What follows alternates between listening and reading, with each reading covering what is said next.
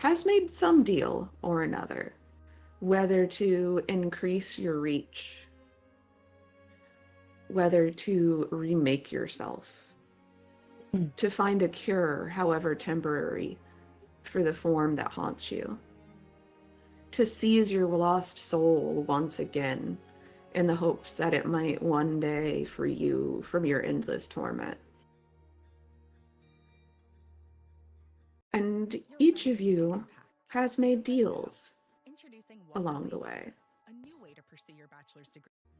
Some with benevolent beings, some with desperate beings, some with beings that just seek to own as many people as they can.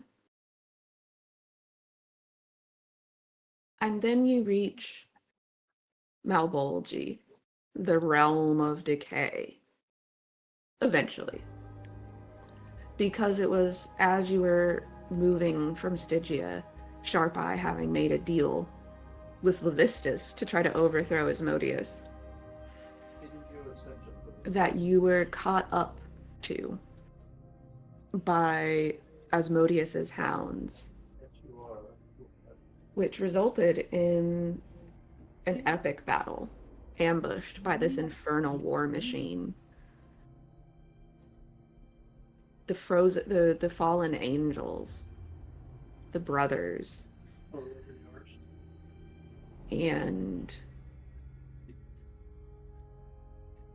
some people died temporarily a few times, but you were able to commandeer this infernal warship. And though you do not know for how long, you are in possession of it, as it has eased your passage into the realm of decay.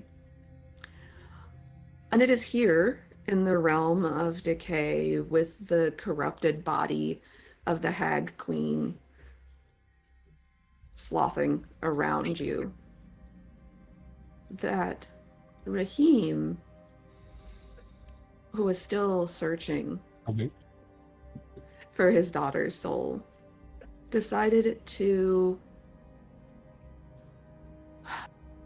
risk it, make a calculated risk, and journey to Osiri and meet with Glacia, the Archduchess of Malbolgi and daughter of Asmodeus, where he asked to make another deal in return for originally the location of his daughter's soul and the safety of his daughter's body and soul, as well as Asclepius's. But she made a counter offer that she could simply deliver Rahim's daughter's dear soul to him in exchange for Rahim's soul and for his promise to not lift a hand to interfere in Asmodeus's plans for the prime material plane, and to do nothing to thwart his rule in the Hells. And Rahim agreed. And his daughter's phylactery was returned. But it was here that you also learned that it would not be nearly as simple as you thought to leave Hell. Because just because you have retrieved your soul, or, in Clyde's case, lost it for the first time,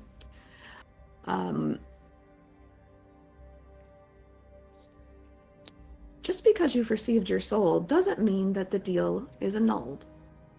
And the only person in the Hells, well, we'll use the term person loosely, the only creature in the Hells that has the power to annul all infernal deals is Asmodeus. And so you were invited to a dinner party, which was in fact not a trap, or at least not the trap you suspected that it was. This very awkward dinner party saw the return of the soul that Raheem sought, and thus the last of the souls that you all were seeking. And now that Valdora's phylactery is safely in Raheem's possession, you've been commanded by one of the avatars of Asmodeus himself to meet him in Nessus so that you might discuss what you could do to have your deals annulled so that you might no longer be bound by their less than favorable terms.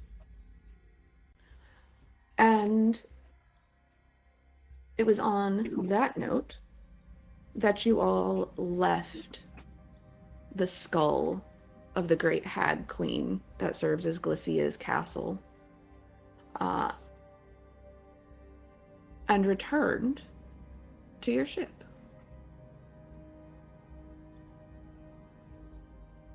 What would you like to do?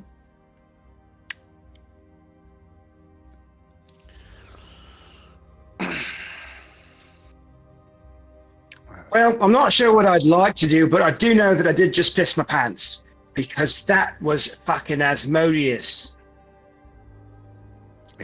Yeah, I was sitting right next to him. Yeah.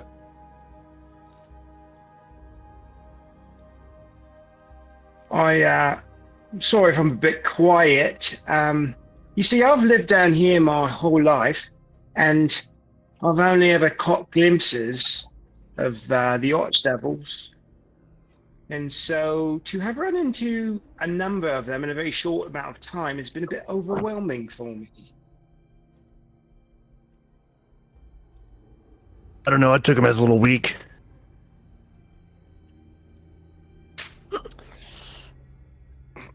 Where's that little? Where did he just go?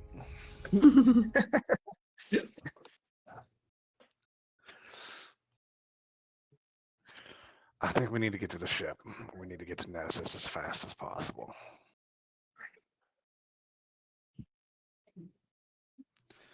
It's only in order. Wait, obviously, what did we tell Kotam? It's straight towards Nessus. Hey man, I know we're supposed to do. I know we're supposed to like stop this unmaker or whatever, but like one of us just, seal the deal that he'll do nothing about it. So can you take us to Nessus, please?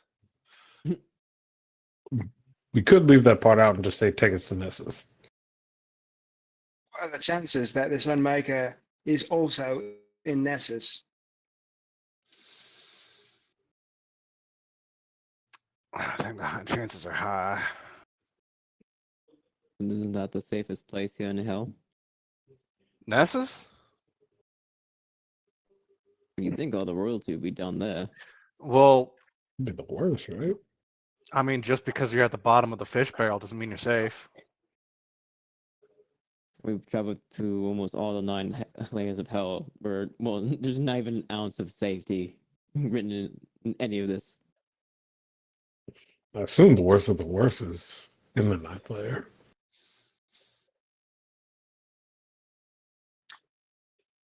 I thought that all of you had learned by now that there's actually nowhere in hell that is safe. Some place is better than no place.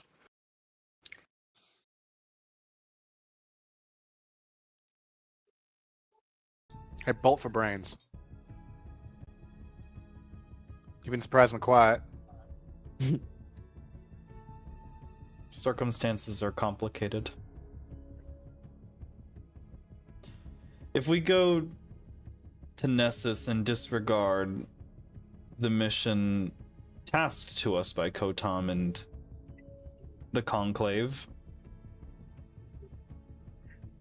there's a chance that Kotam may not return us to the material plane, which I believe he has the means of doing so. That would mean that our only ticket out in the immediate would be with Asmodeus through a deal, which I don't recommend.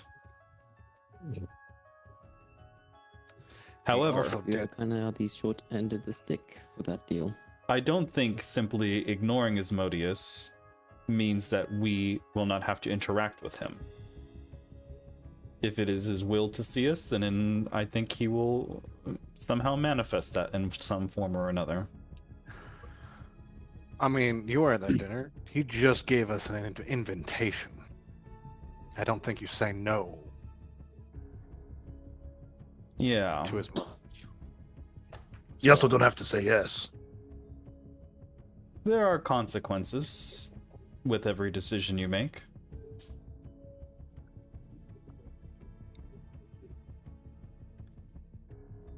So, it is worth discussing with Kotam, and I don't think being dishonest or misleading is going to benefit us.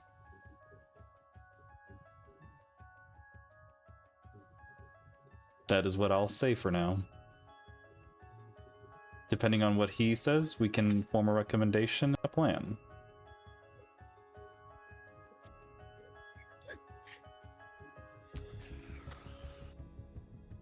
Better to go to him with a plan than have him come to us and catch us off guard. Because last I checked, we don't have a tuning fork to the material plane, and I don't think I can get one within the next hour. Yeah, same. So Kotam's our only viable ticket off this plane. But, It's not your only option, but well, at least within the short term. Unless you think making a deal with Asmodeus is a viable ticket out of here. I argue it's not. I've been keeping something to myself because saying things out loud is sometimes a bad idea. There's a third option, perhaps. Don't say it in your head either. They'll fucking hear it. But most of the time, the thoughts going through my head are just smut, so they're not listening anyway. Or maybe they're listening extra hard. How many of you here, let me ask this question in confidence. How many of you intend to make a deal with Asmodeus to absolve you of a prior deal?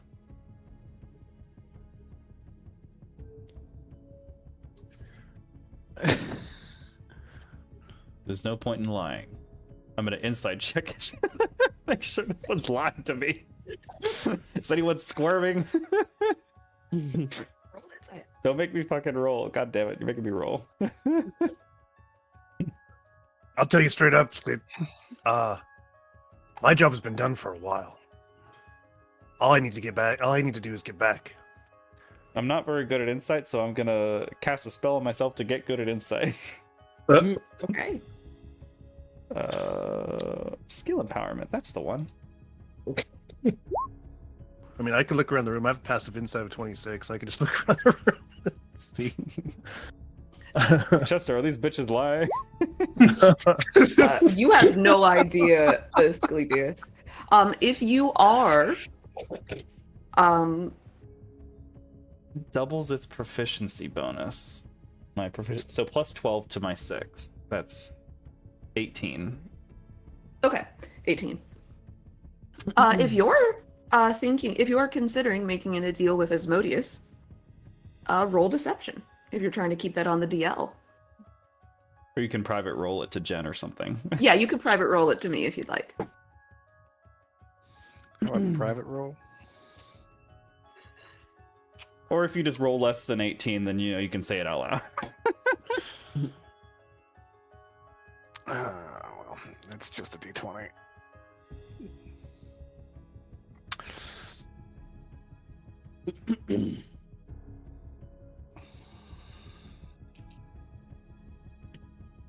Anybody else having trouble with roll 20?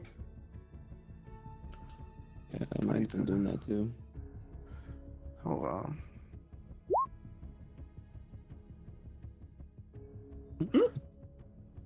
Oleander There we go. That one too. backflips into the scene. Yeah. So if you click on the dice roll in the bottom corner, you can actually do that. It says roll to everyone or roll to DM. In the bottom corner of the pop-up. Whoa, whose dice is that? Oh, you see the gold one? That's mine. Ethan, you bougie bitch. Amazing, see that? That's cool. It has noise effects. There we go. Oh, no, wow, not good. Sharp Eye's lying. That carapace is looking extra sweaty. Yep, he's a little oily. I get the feeling that whenever Sharp Eye's lying, he subconsciously like trigger fingers with like he's like fingering his like He's just doing trigger. this. Hand on pistol every time he lies. Yeah. Yeah, okay. Asclepius will make a note of that. Sleepiest, remember this.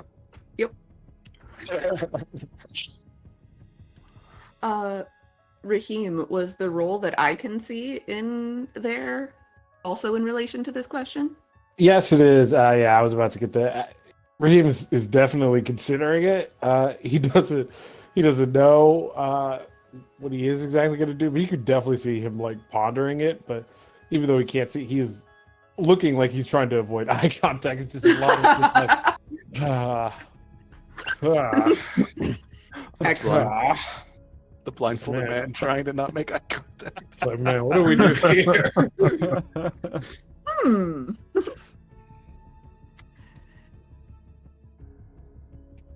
Okay.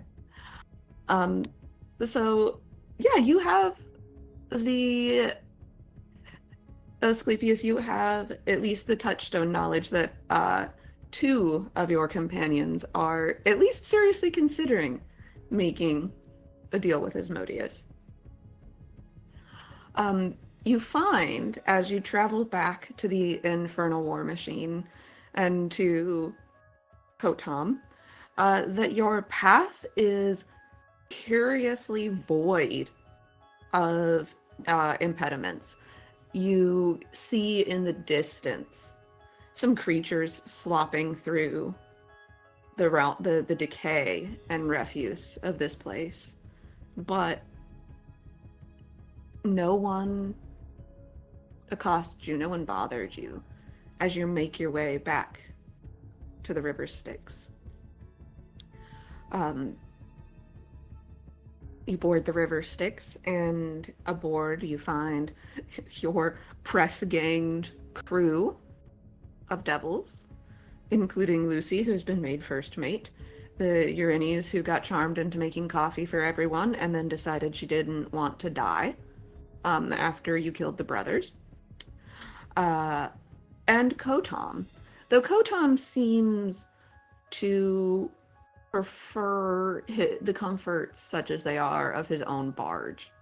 So you find him aboard his barge, where it is strapped to the side and being towed along the side of the Infernal War Machine. And if you would like, you can get the Infernal War Machine going again down the River Styx while you discuss, or we can wait.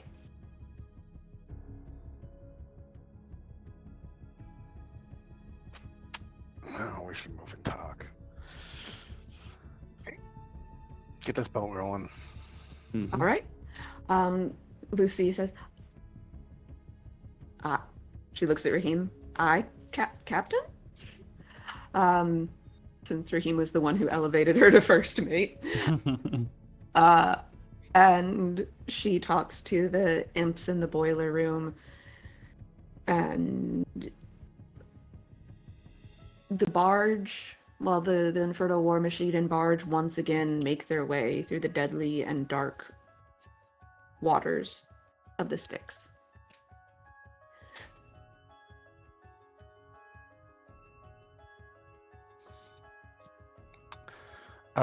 Nose goes and telling Kotam.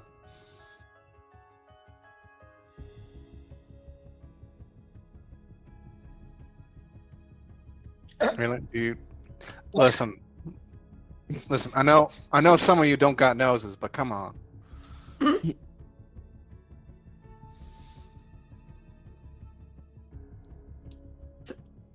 You open pussies. I'm gonna go do it.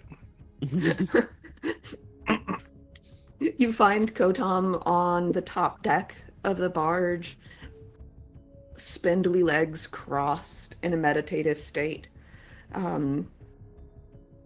Pale hands calm in his lap, and his weathered face is creased beneath his dark robes. I cast exposition. Okay. With your passive insight, you see the wrinkles and creases of his face become canyons with concern. The small bright orbs of his eyes almost become lost as he furrows his brow and narrows his eyes. I see. Yeah, it's pretty fucked up. Well,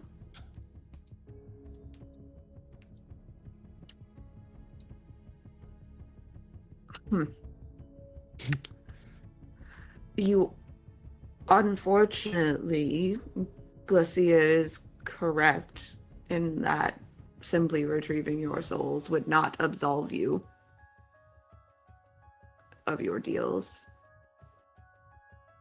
It does make a certain amount of sense that you would need to confront Asmodeus to perhaps not leave this place, but to leave this place permanently. Yep. Or with your souls returned to you, they just would come right back when you were relieved of your mortal coil again.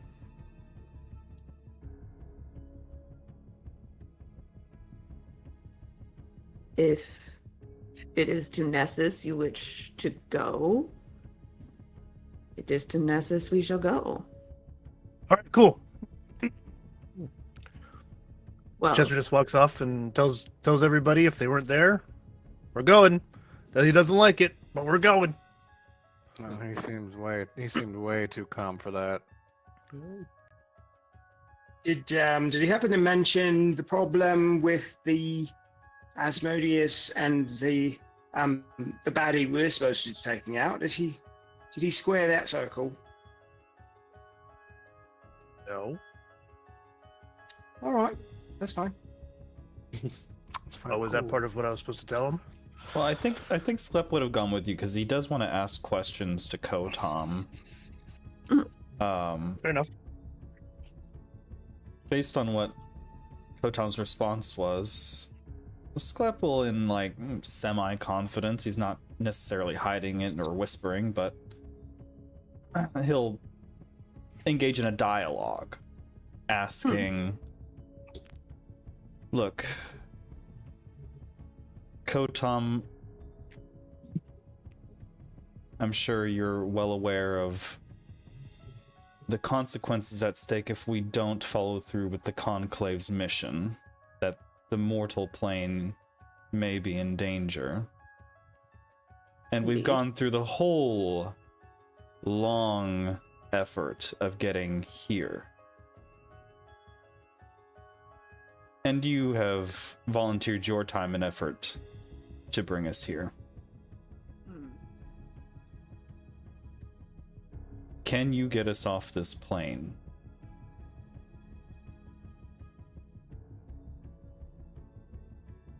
I can get you back to Avernus. And then? We were relying on the Conclave to open a portal for us. So we're depending on the Conclave with which you are able to contact them? I certainly could contact them, yes. Just asking the question if there was like a pre-established time that the portal opens, or if you have Oh. to prompt it. It would need to be prompted. once we've used the soul coin to trap the Unmaker's soul, the Conclave would retrieve us.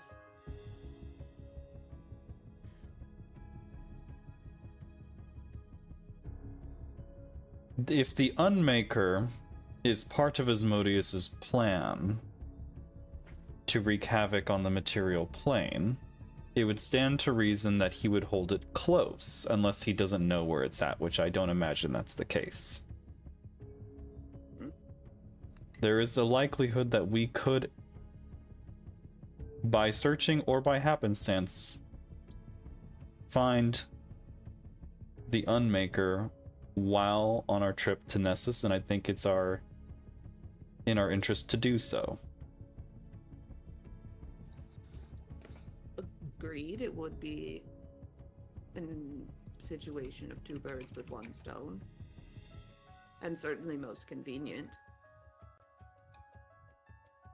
Now, I don't know if the standing question mark is if we run into the Unmaker prior to encountering Asmodeus and Rahim is in our party, he is bound to act against our interests, I believe.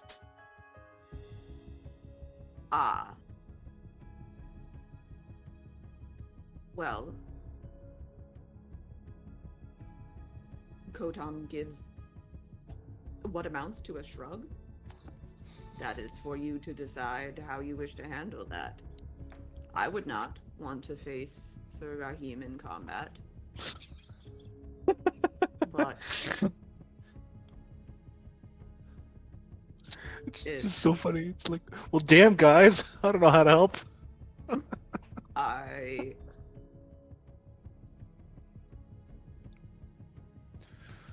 think we can rely on Chester and Clyde and Lovelace. I think with the right circumstances, Sharp Eye would lend a hand. I'm confident we could still pull off this mission if we play the right moves. Do you mean that Sharp Eye would be willing to assassinate your friend? No, we're not talking about Rahim. We're talking about the Unmaker. Rahim, I'll deal with Rahim. Sharp Eye was loading up like anti-paladin bullets and going, what? That's a thing. This shot is meant for you. He's, little do you know, he's just been carving all of your names on the sides of his bullets for later.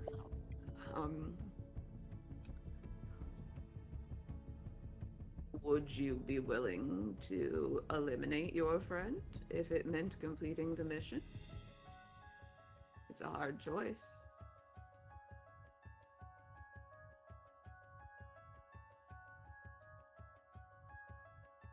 Or would you prefer to make a deal?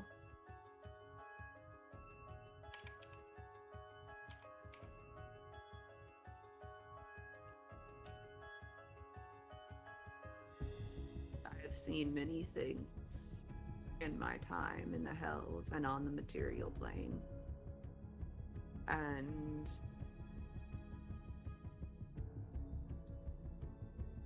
this would not be the first time those contracted to complete a task failed. Though usually they die.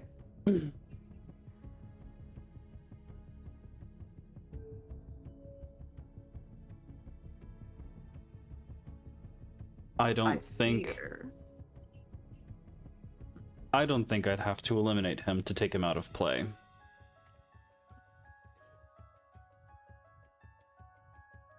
Be a relief.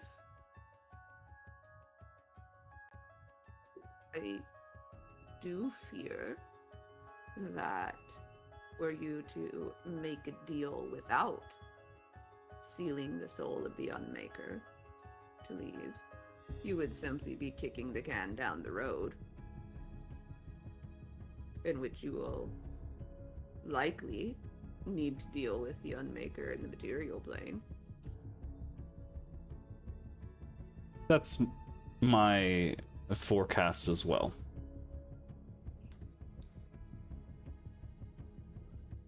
But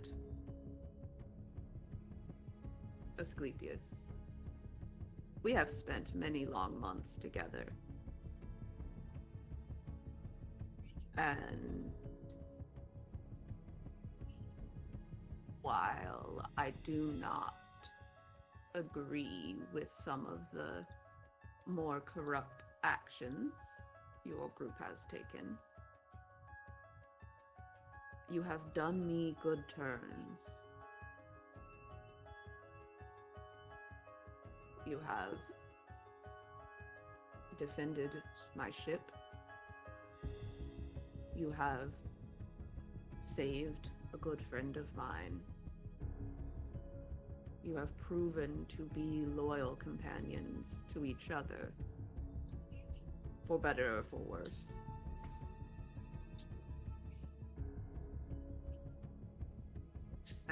If the corrupting nature of the hells has left a stain upon each of you, well, that is the price that one pays for venturing into the depths.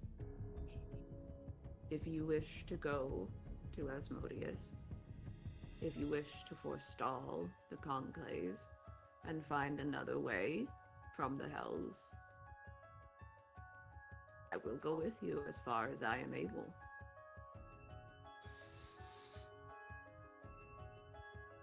I fear I cannot go to Nessus with you.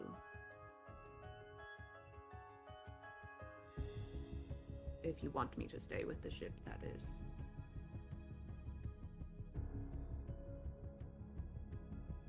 One must climb into the last layer of hell.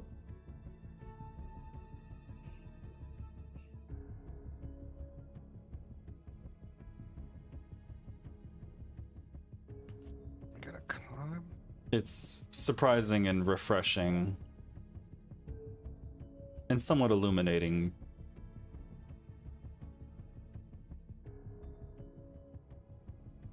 to interact with someone with noble intention. It does not go unseen.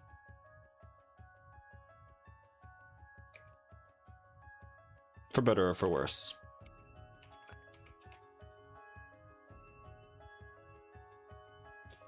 That's kind of the state of affairs for now, Kotam. All that in mind, let's try to stay on task, but we're gonna have to, I fear, be flexible in appeasing some individuals on board. You mean that those that have commandeered an infernal war machine and made deals with the greater and lesser powers of hell perhaps require you to be morally flexible? For the sake of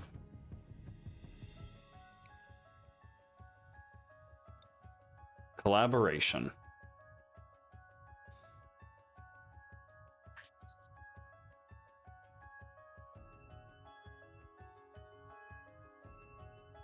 Trust that you are aware that morals come in different shades for the different members of your party. And not all of you are beholden to the contract of the Conclave, as some of your party have fallen, and you have replaced.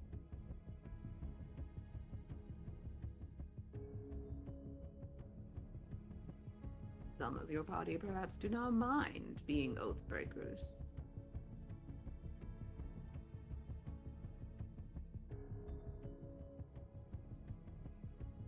What you say is not untrue.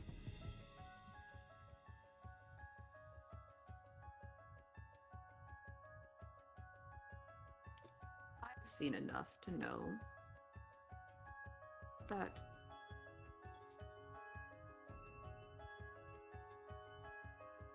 blind obedience does not always merit trust. Nor does stubborn contradictoriness. One may be contrary and still worthy of trust. One may be obedient and disloyal. Elenfor takes all in the end. Yes, all. Let's get back to tending our stations, Kotom. Let's reconvene when circumstances change. Indeed. And you do. You all are able to attend to your various duties aboard ship. And if there is nothing else you would like to accomplish in Malbolgi, you can descend in the next day or so into Maladomini, if you so wish, into Beelzebub's domain. Beelzebub. Sure, let's go. Oh, I need a long rest by the looks of it. Yes, you can take a long rest. You enter into Maladomini through a massive canyon that stretches to Malbolgi. The river moves from the canyon into a massive subterranean cave system, where it avoids the exploitation of the surface for some time, before emerging from underground and exposing the smog-covered sky to those sailing its waters. In its heyday, Maladomini was a beautiful paradise, with varying biomes and lush vegetation. Sadly, the only forests that remain are either decaying or dead, with no wildlife or beauty to be found. In between the deforestation lay strip mines, surface mines, and processing facilities that belch smog and toxins into the air. Any water that once existed has turned to sludge, save for only the secluded Styx.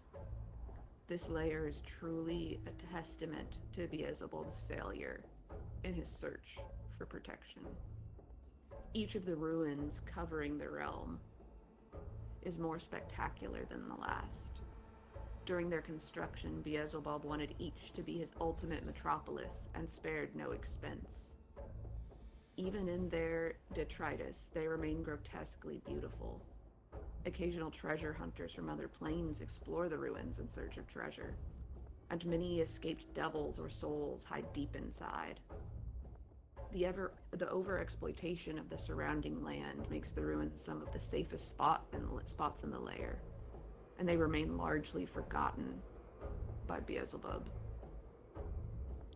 Despite his disloyalty to Asmodeus, Beelzebub remains the archdevil in charge of Maladomini. He is assisted by other very powerful archdevils as he works towards perfecting his realm. And much like the highway infrastructure, Maladomini is constantly under construction.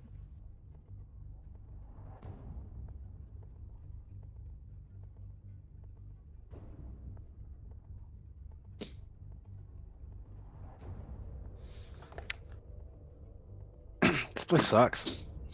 It does.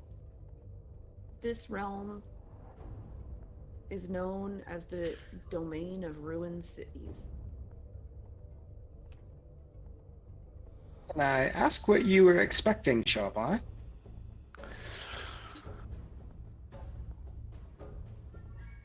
Not fucking plain pollution, I guess.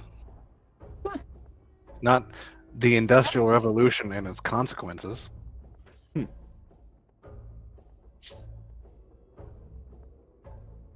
Sharpeye, please roll me a wisdom saving throw. Alright.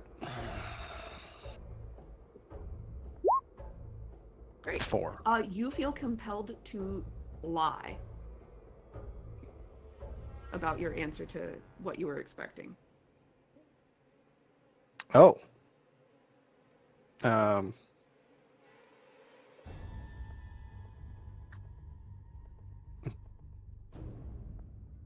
I guess. The fuck's a lot? What the fuck's a good lie? I guess it doesn't have to be a good lie. I guess I was expecting rainbows and unicorns.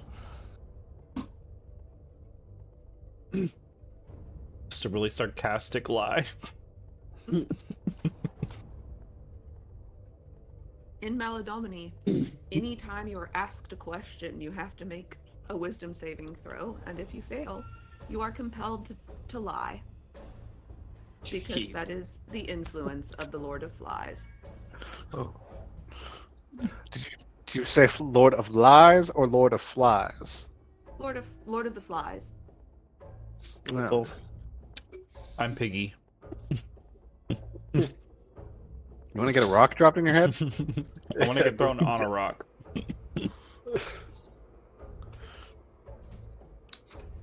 Well, it's a good thing I did my line of questioning with Kotan before getting here. Shit. Yes.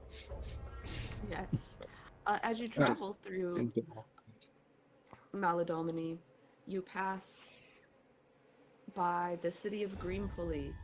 In the distance, you see the city of Galorion. You pass by the bright lights and smells of the Carnival Eternal. Carnival Eternal. Neat.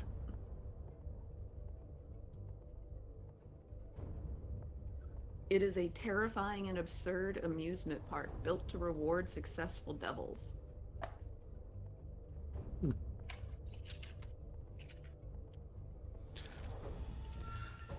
No, if it wasn't for the fact that I knew we're ending this campaign, I'd probably go, let's go there. Let's go there and kill a whole bunch.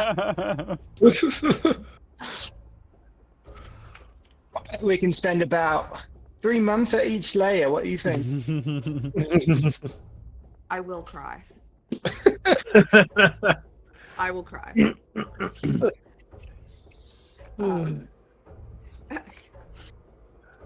Nope. Speedboat pass. Speedboat pass. Keep Okay. going. Maybe The next time. transition between Maladomini and Kania on the Styx is confusing and magical. One moment, the river is sloping downwards through a cave system, and the next, it emerges onto an icy glacier.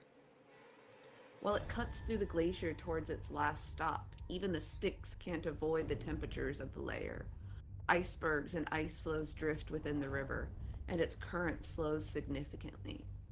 Along its banks lie the remains of less prepared boats, frozen over and forever abandoned. A sheer drop at the edge of Kania marks the end of the Styx, where it turns into a frozen falls. Sheer mountains pierce the skies of Kania. Their faces are jagged and unforgiving, and the cascade of avalanches is almost constant. Partnering the mountains are mobile glaciers and icebergs that carve the landscape, seemingly with a life of their own. These massive ice structures meander through the realm, occasionally crashing into each other, or the mountains in a spectacular explosion of ice and snow. They leave fissures and cracks miles deep in their wake, which are quickly covered by snowbanks, awaiting unknowing victims who then fall to their deaths. Because of the freezing temperature and hostile environment, almost no creature calls Kania its home. Mephistopheles himself, ruler of the realm, spends most of his time in a heated fortress, protected from the elements. His steward, Idomeneus, is the only archdevil native to Kania, and he regards it fondly despite the elements. Aside from Idomeneus, only ice devils live in the icy wasteland. Mephistopheles cultivates the devils, employing them as his standing army, spy hunters, and defense throughout the realm. Interesting.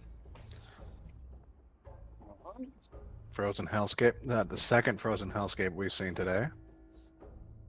This Or- area is called the Relentless Cold.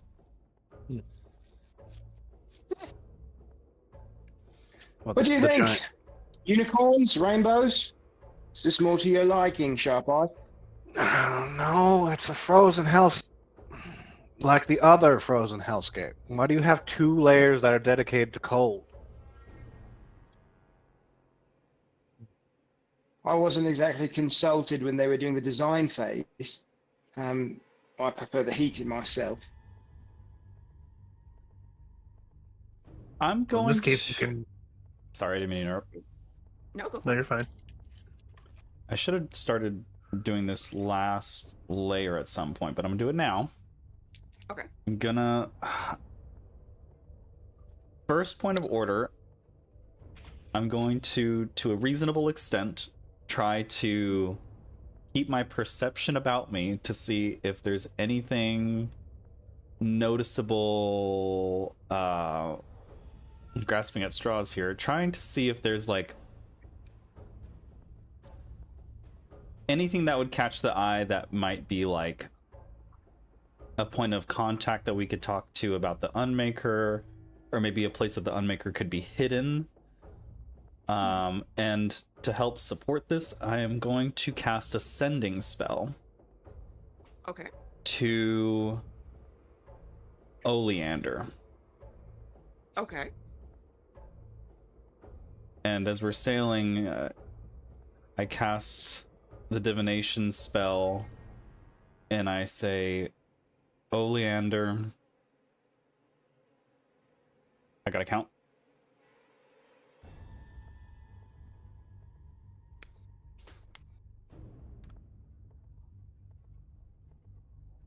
You're the only person we trust close to Asmodeus. Seeking Unmaker. What? No. Who is? Where?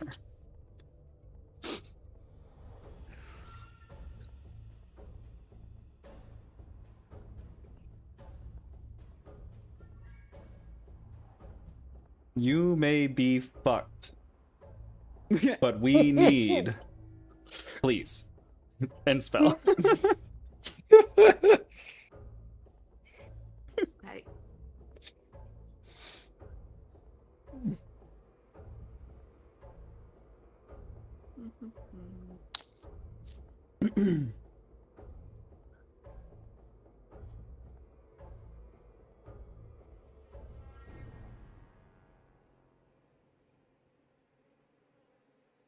Okay.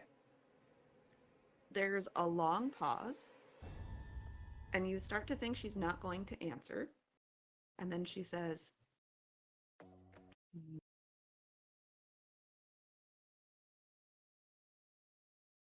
the Unmaker is a soul of tremendous evil, power, and ill will.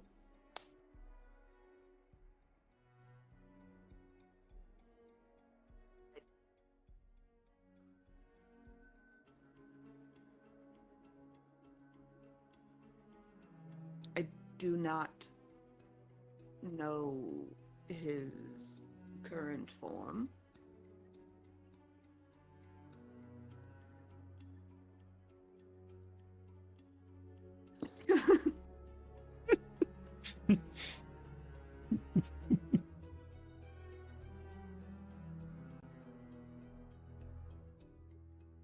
Beelzebub interfered.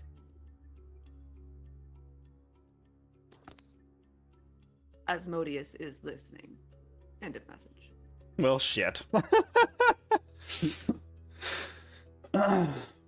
Beelzebub interfered. Cast exposition. Share with everyone. Beelzebub interfered. You cast a message spell in the domain where some. Haven't we been dealing with this problem since we got here? With my mental fucking talking ability, Telepathy is not the same as divination. and they could still hear it.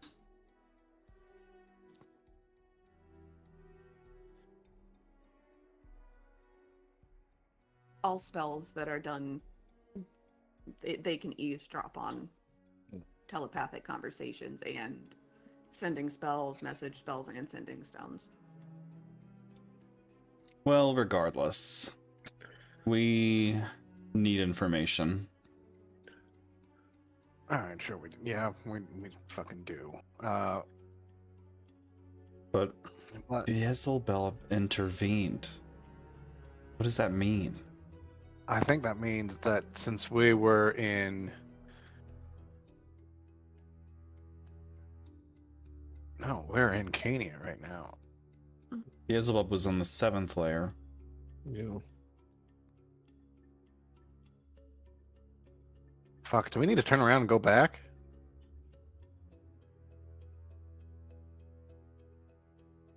Who else would have information? I messaged Beelzebub. Oh, why? Well, no. Is that a good idea?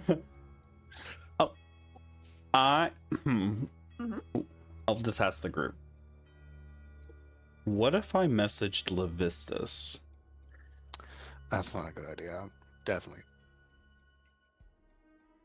I mean, also, anybody who was there for when you first sacked the ship, which I think is all of you, the Infernal War Machine, roll me a history check to see if you remember a thing. Who sacked the ship? Like the vessel we're on? Who went through the stuff. That's a shame. Oh, I can see Levis' dice rolling too. That's cool. That's a nice potion bottle. It's all the healing I'm not doing. Excellent. So, you all recall in the chests that you found, that there was also a set of orders that after the brothers were done with you all, they were supposed to do something with Beelzebub.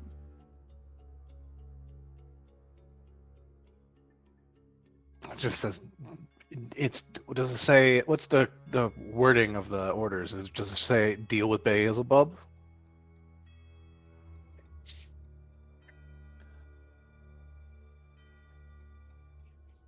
So, these plans are written by Asmodeus himself, and the plans detail how he intends to trick Beelzebub into leaving his plane so that he can turn him back into a slug. And the Arch brothers are supposed to find Beelzebub's trusted lieutenant and take him prisoner to draw Beelzebub out. This is implied, though it's not said outright in the plans, but it is implied that this is retaliation for Beelzebub interfering with one of Asmodeus's plans. The wording is along the lines of you'll make Beelzebub pay for daring to interfere. Shit, do we need to go talk to Beelzebub? Do we need to turn the ship around? Yeah.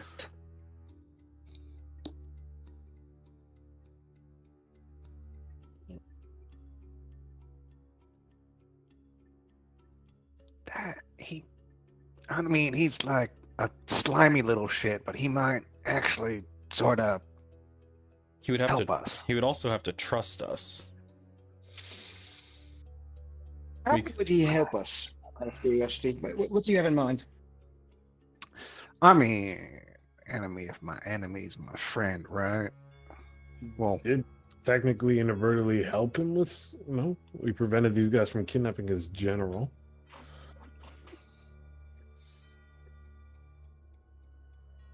All right.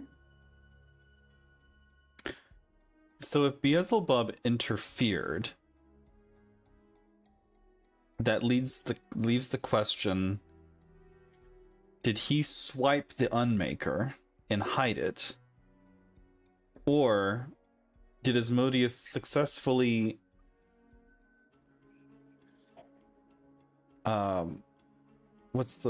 did Asmodeus successfully secure the Unmaker in spite of Beelzebub's plan?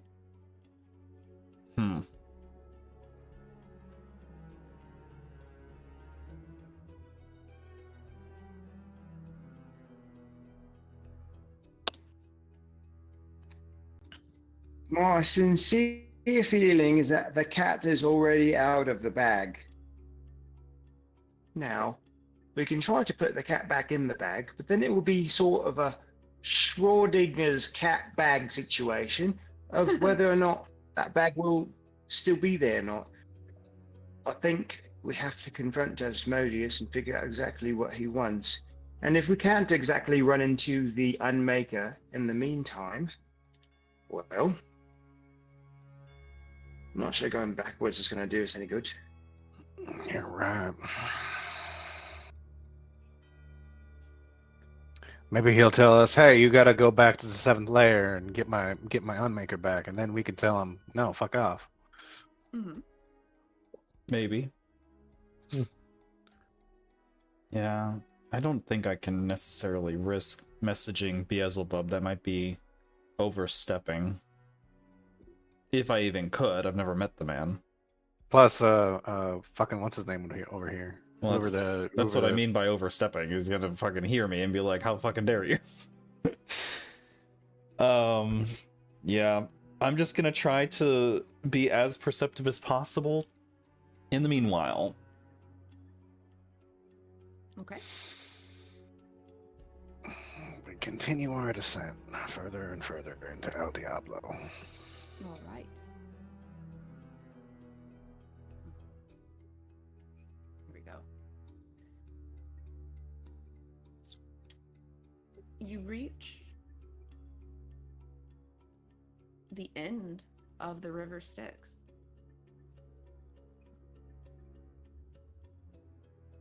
And it looks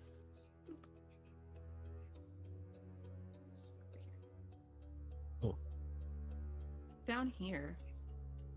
You pass the Sorrowbine, and in the distance you see the city of Kintyre and the city of Mephistar.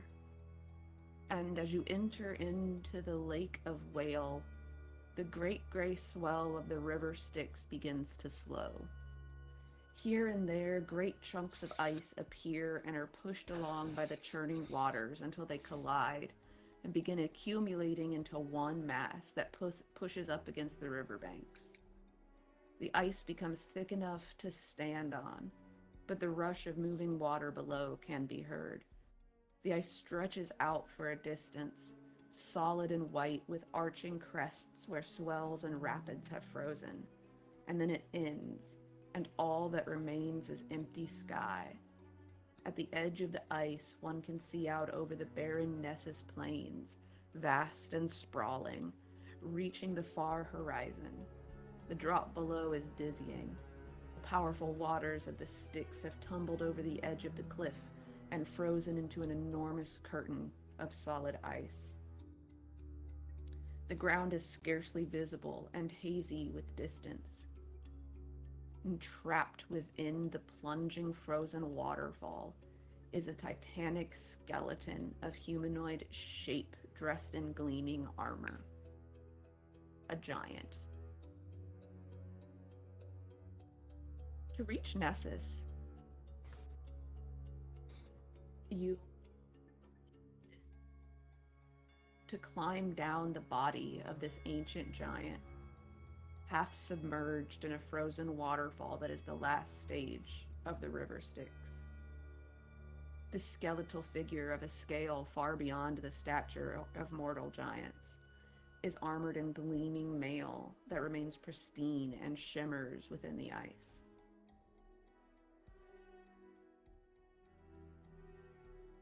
Chester pulls out his broom and goes, "See you at the end. See you at the bottom."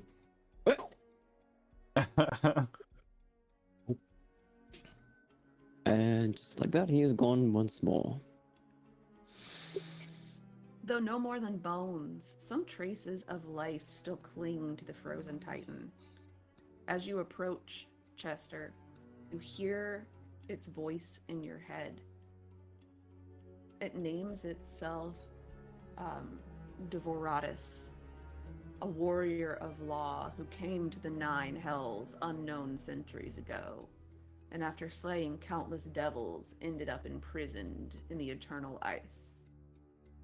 He says, "Those who pass, ye mortals who seek to descend to Nessus,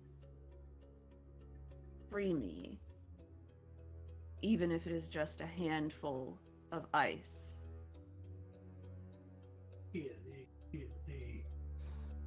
So if I free you, will you help us on our quest?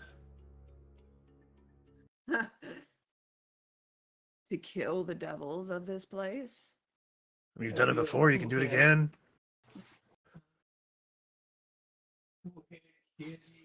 To take on those that imprisoned you. Come on. Retribution's wonderful.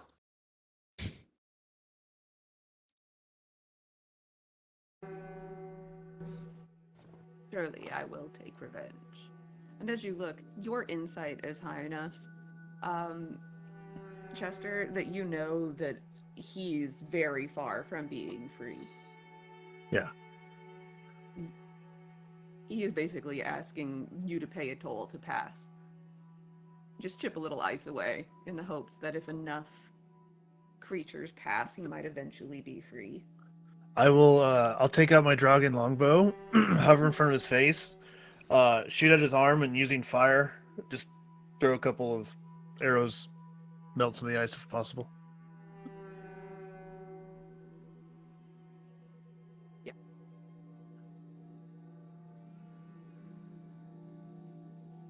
And at this point, I also will realize I'm not going to be a dick, and I'll go back up. All right, I can carry about 200 pounds. Who's getting on?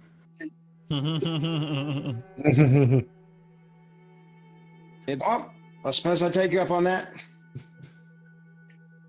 And I leap into his arms.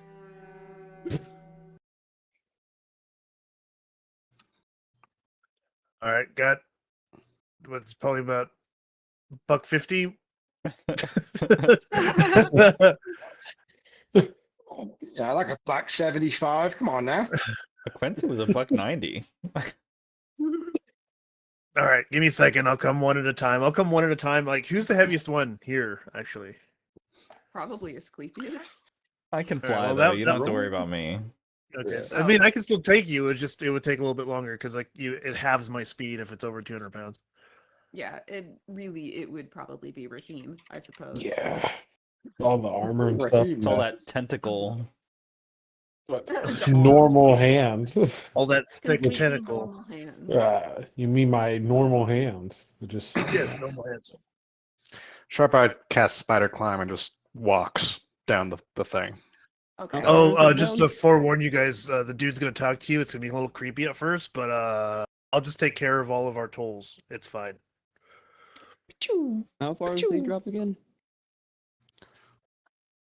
Oh,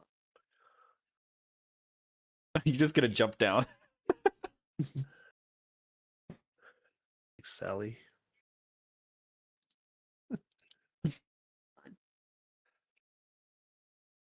Can you run on the surface of the river Styx? Okay. He's Um, 11. it's about 150 feet down. Oh, I could do that in like an I could do that. I got an hour of 150 spider feet. climb. Yeah, I can go down there too. In the places where Chester's bow has ripped chunks from the ice and melted it a little, those of you who are more perceptive will notice a strange liquid, semi-liquid, not ice, not water, something oozing out as you descend past. And indeed, you are asked to help free him.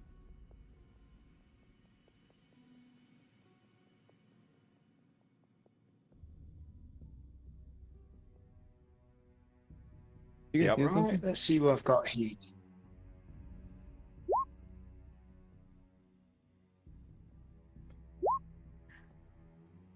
Performance. Nice. Sorry about that. I was clicking it too many times. Yeah, I'm just going to use my sword to carve into the ice a small ice replica of him. No. That's cute. Oh, you're just carving a smaller version of him? Just, yeah, I'm just cutting into the ice to make a small version of him. Yeah, it comes out pretty well, actually. Here, give me a moment. Sklep blasts him with Ray of Frost. No, That's it's not fast. All that hard work, just Indeed, Sklep, as you do so, you recognize that perhaps he is not who he said, because this semi-liquid, you recognize as an ooze. Oh. There's just massive, massive quantities of oozes trapped inside this guy, this skeleton. Nice. Hmm. It's, Menacing, menacing, menacing. as you reach the bottom, and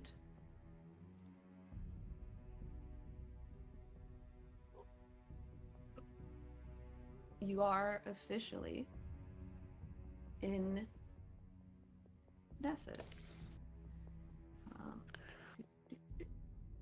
Huzzah. Is that a mud castle? Which one?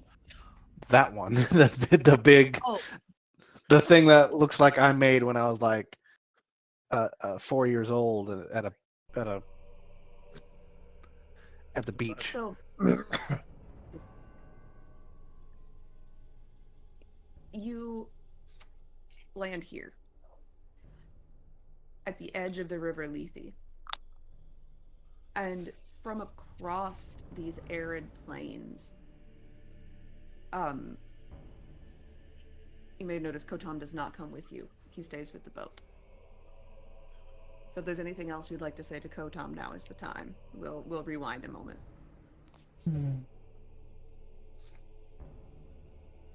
We'll be back. Good luck. Keep the engine running. I'm gonna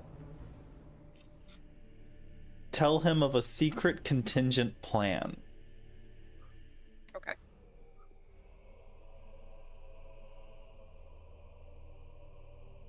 Let me see here. Landmark. I think I can go back easily. I just can't go forward easily. I'm gonna Correct. tell him, should we fail to return within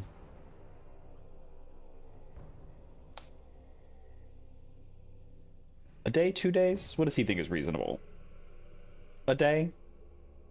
If we don't return, Probably 4. if we don't return within a week, Yeah. You're free. then you can assume something bad has happened, and perhaps I have teleported to trying to think of the capital city of Stygia. The capital city of Stygia. Okay. Well, Digi doesn't really have It's not like a so much of- metropolis, but there was like a town there. the Tantalin? Tantlin. Yes. I'll be in Tantlin if all shit goes wrong. Understood.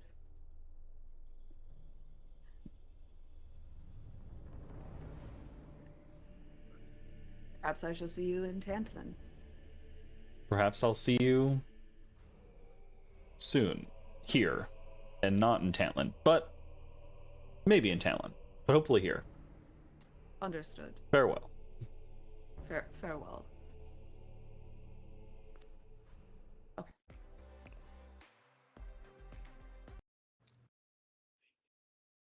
From across the arid plains comes a distant roar. The ground trembles slightly, and a hot, sweeping wind follows, sending up a curtain of red dust. A shadow passes suddenly over the land ahead of you. It is immense and slips over the distance with alarming speed. A second shadow joins it. There's another ground-shaking roar, and then the sound of snarling and the rattle of weaponry. A massive fiend approaches, red, winged, and armed with a heavy metal mace. Following it are 4 equally large devils with dark leathery skin and wings, and 6 devils with enormous horns carrying tall forks with sharpened tips that glow with heat. Flanking this monstrous party are 2 dragons.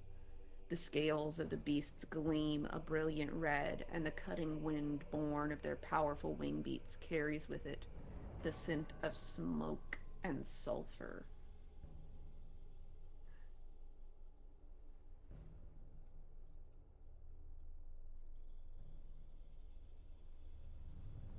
The pit fiend, for it is a pit fiend.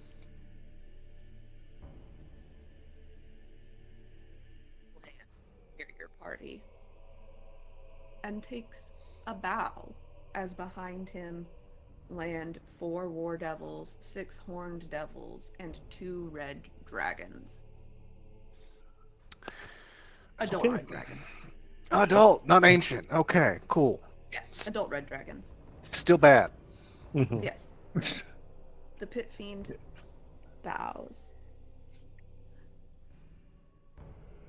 We are your escorts to Malsheen, and your audience with Lord Asmodeus and the Triad. I guess we don't get to sightsee. And the Triad.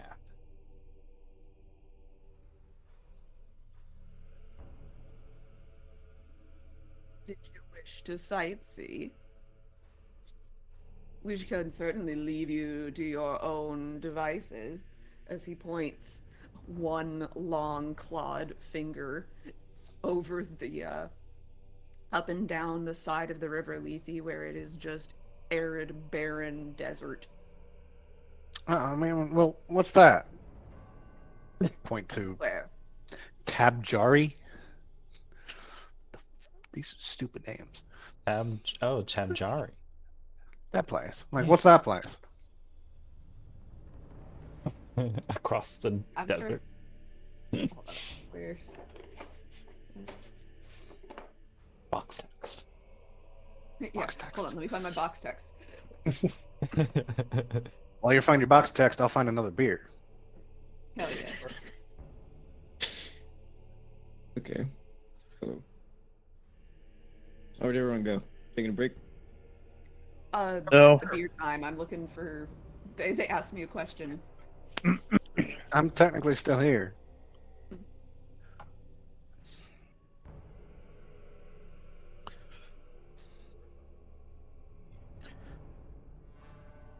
Also, happy St. Patty's Day. Happy St. Yeah. I did a little funny who was at my door.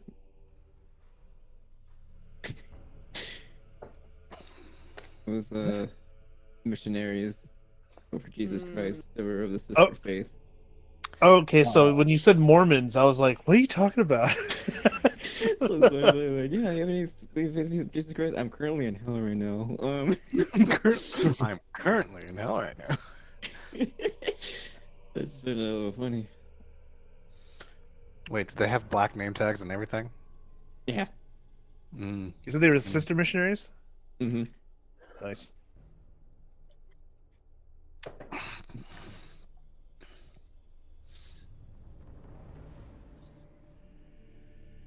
How the fuck do you spell descend?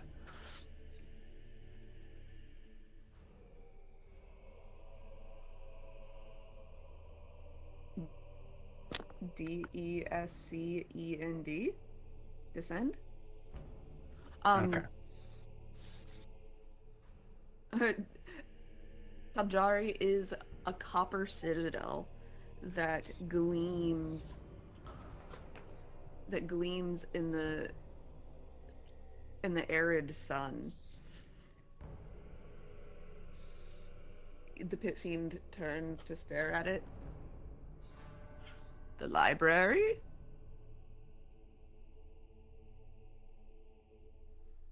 That's a cool library. It's a cool Kajari's a library? It is. It is a Tim- massive copper citadel that is Nice. a library. Well, take us to your leader, I guess.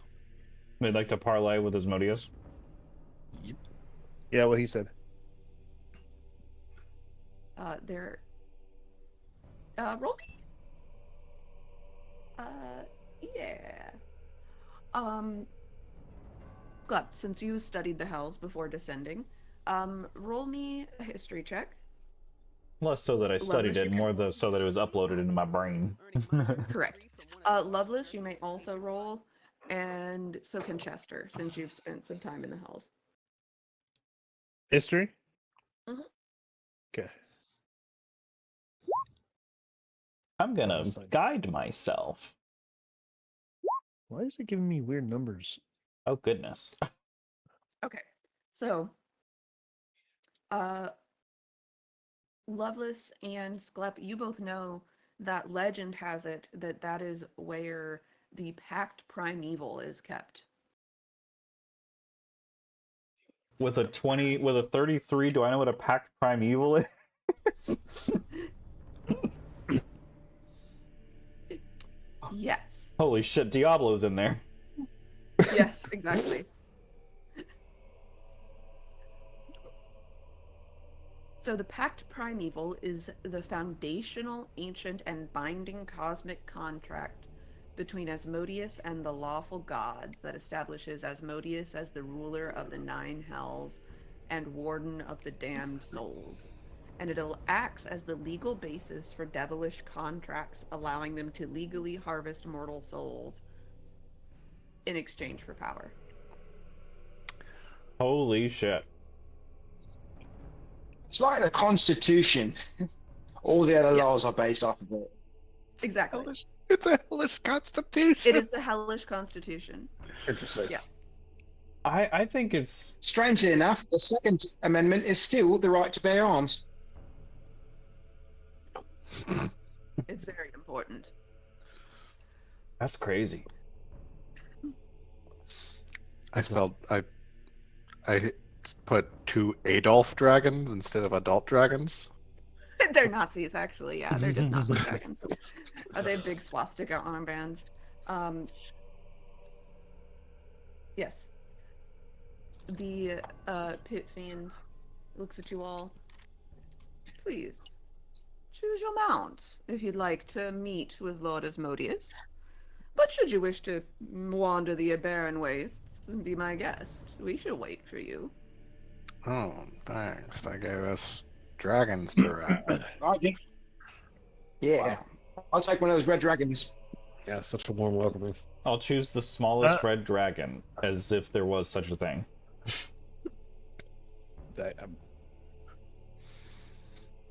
I'm just gonna use my broom. Thank you very much. As you see fit.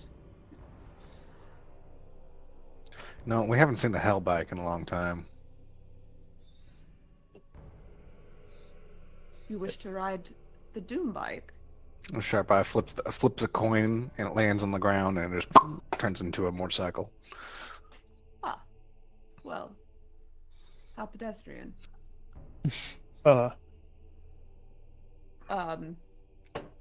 You have an escort to Malshim. Malshim. I have a thing. Boop. There we go. Oh. This is Oh Malshim. dear. Malshim is a behemoth of a city. It stretches from the bottom of a deep, jagged trench to the heights of Nessus's blood-red sky, its towers and flagpoles stabbing like spears through the thick, rolling clouds overhead. In width, it is also massive, swollen so greatly that the giant trench in which it lies seems like a tight fit. There is a strange and frightening beauty to the place. Even from a distance, you can see that the city's walls are uniform and polished. The curling spires of its palaces are precise and elegant, and everywhere there is the gleam of precious metal and the light of burning fires.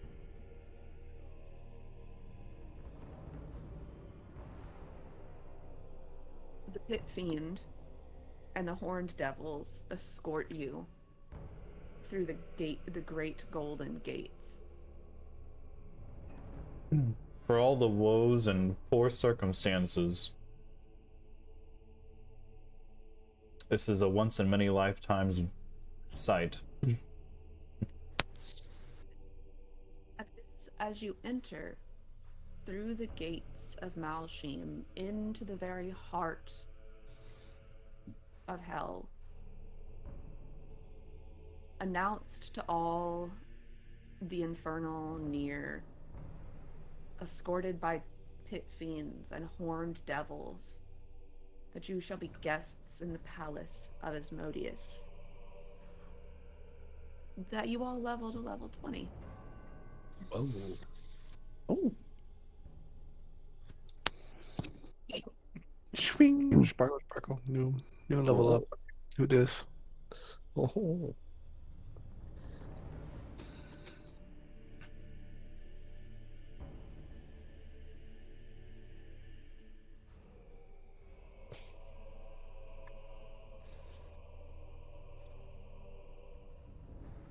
Not a whole lot changed for me, so you know.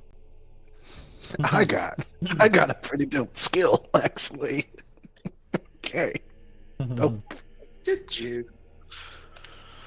All right. Well, Well, I suppose any skill that you get is a boon for all of us, and it's from the same team. All for one and one for all. Skills. yeah. Oh shit! I also get a pretty good. Me. Let's go, mate. Oh. I didn't even realise. I get 4 sorcery points when I finish a short rest. Oh, okay. nice. So, I mean, that's handy. I get key points I and just- every initiative. Sure hope we get a lot of short rests between now and the end of this session. So many short rests. While you all level up, I'm going to use the restroom. Halftime show begin. Ethan, start dancing.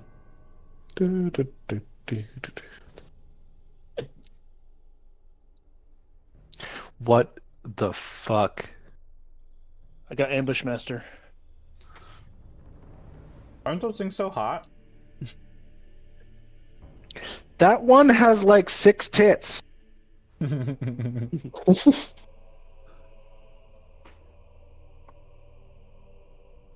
Asmodeus is like, I'm the only hot one around here.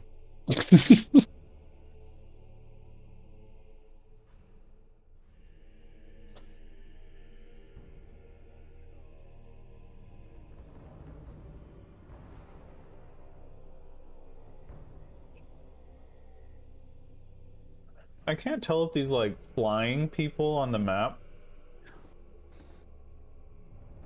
are quite like devils or angels because they got like the feathery wing thing going on. That could be just be harpies.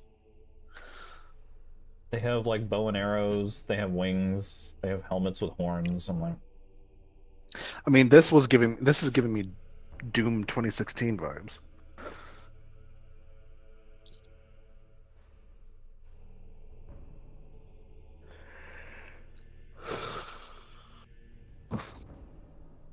Why does it look like Asmodeus has pigtails? it does 'Cause look like he has those are- pigtails. Though those are his horns. Those are his horns, I know. It just looks like pigtails because how small it is. They look like pigtails. You're right. They do look like pigtails, yeah.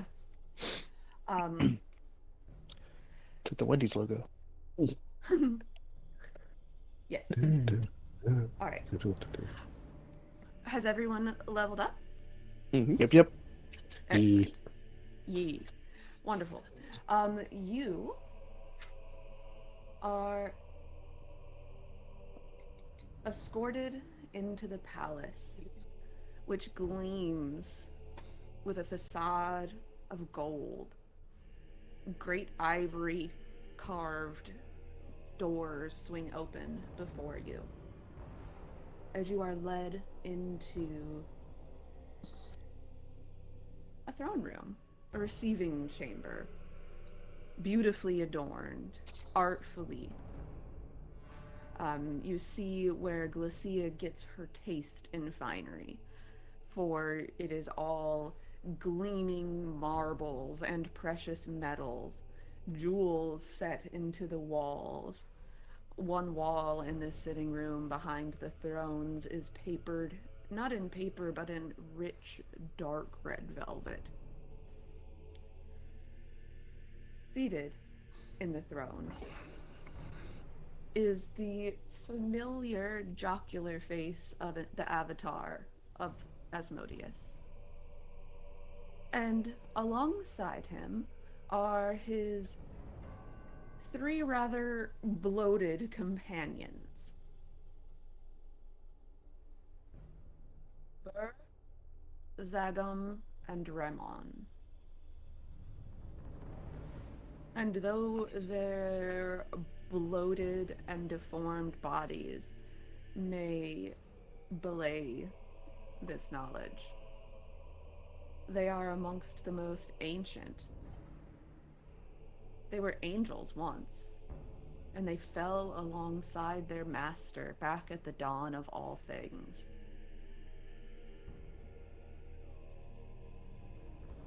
What was that name? Thur, Zagam, and what was that last one? Rymon. One more time. Rymon? Rymon. Rymon. Here, let me put the... There you go. I'll put their name tags on. That is helpful. Ah, the beautiful angels, Zagum. Zagum. Yeah, they're kind of gross. Could you like take a few steps to the left so that way you're behind that pillar? You're not easy to look at. Damn. Gypsy. Oh. There's Zagum. Oh God. Pustules. Here's Rymon. Why are the arms like that? And Burr. Amazing. Yes.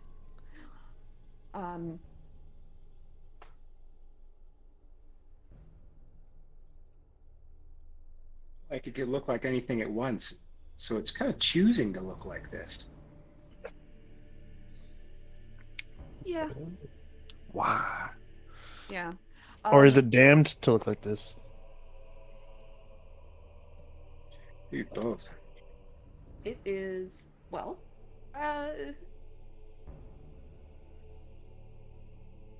you could roll history and see if you know. History. You have no Something idea. else? They ugly. Ugly. Still They telling me the ugly. right number. Anyway. Oh, look up a history chimney Christmas.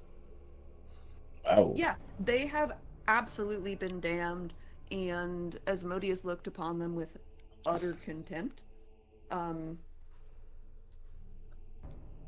They were damned because they didn't commit to taking arms against the gods, and they attempted to find loopholes. They tried to lawyer with the divine. So they sought to escape their fate of falling by exploiting technicalities in what it truly meant to rebel or be counted among the supporters of Asmodeus. And eventually all of their legalistic hair splitting failed. And the gods were like, yeet!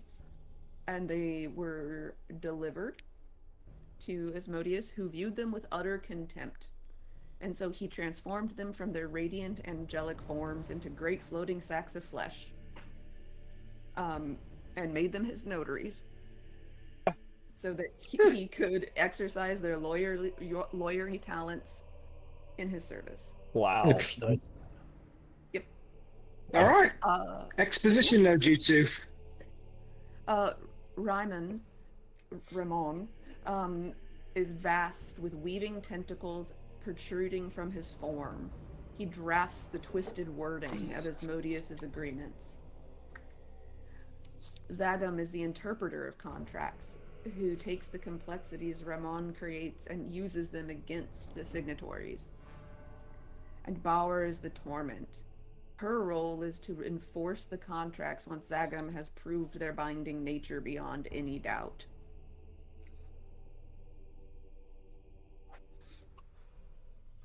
They speak in three separate voices that twine together.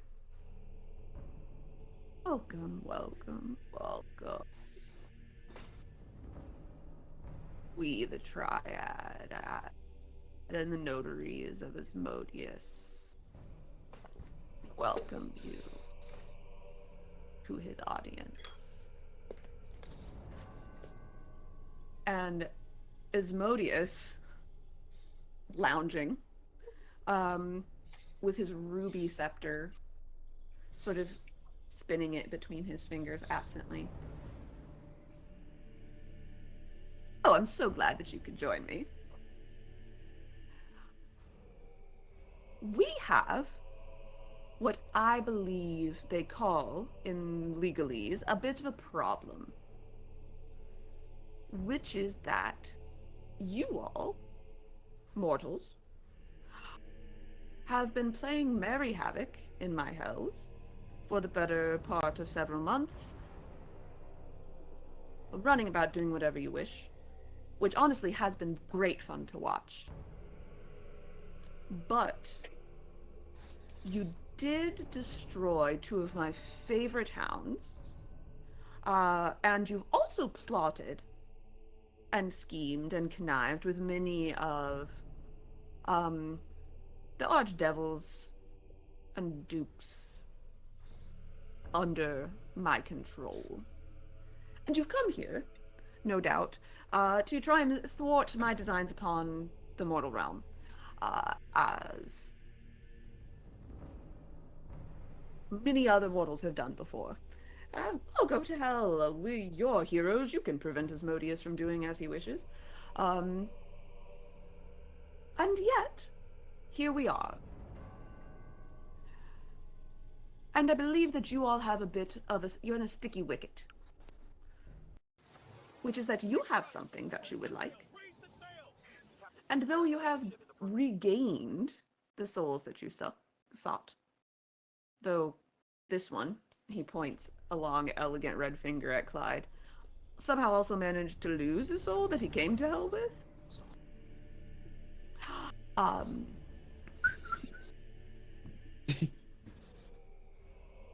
Got to be careful with Fiona.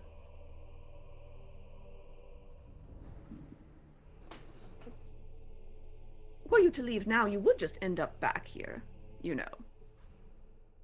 Because your contracts are, in fact, still binding, even though you've gone and stolen the thing that you paid for your deal with.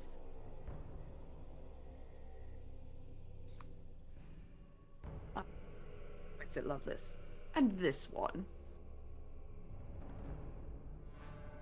You know, you could have just sought to leave hell in the normal way, which is contract with a more powerful devil, and get sent to the mortal plane in that way, to torment and vex.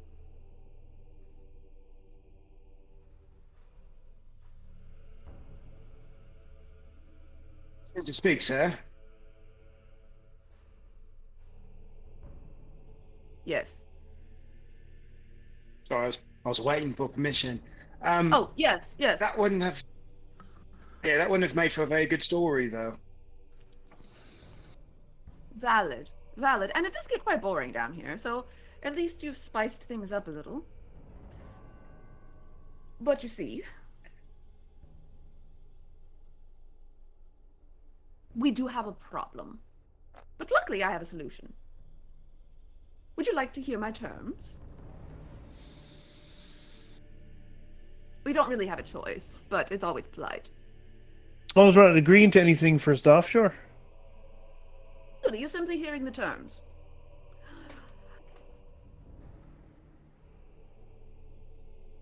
Some people I need taken care of. We'll use people loosely in this case. But there's some people that have vexed me sorely that fall under my dominion. And since you all have proved very, very capable of dispatching people who cause problems for you, I'd like to suggest that you dispatch them for me. And if you do so and you survive the attempt, kill the people that I need killed, I shall annul your contracts and provide you safe transport to the material plane.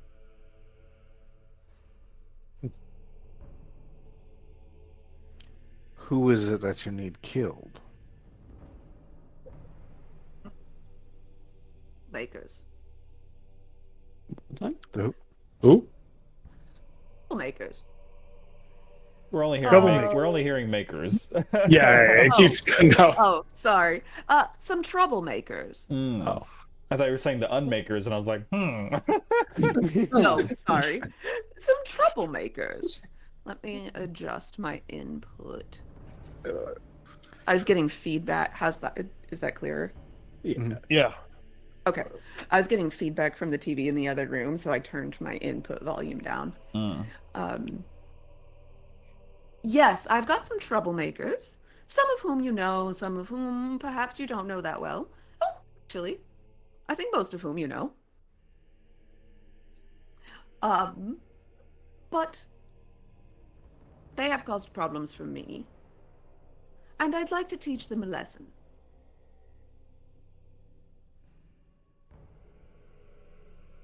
And I'd like you to do it for me. Because I'd also like to teach you all a lesson. We're talking archdevils? No. No one of that caliber. Certainly not. They're all terrified of me. Even your little friend Levistus. How about you give us names and we'll think about it? Well, how about I just show you instead?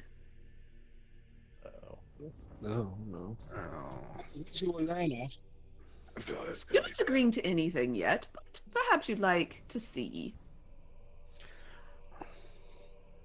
And oh no! Our friends event. Oh no! That's what I thought. with a snap of fingers, you all are transported into a fighting arena. And you find that you cannot move. You've merely been given a view here.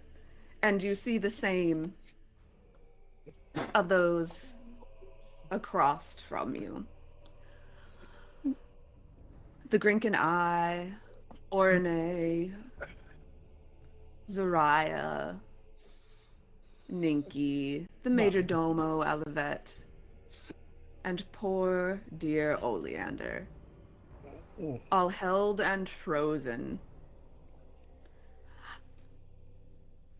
You see, dear adventurers, actions do have consequences. And as you've stirred up enough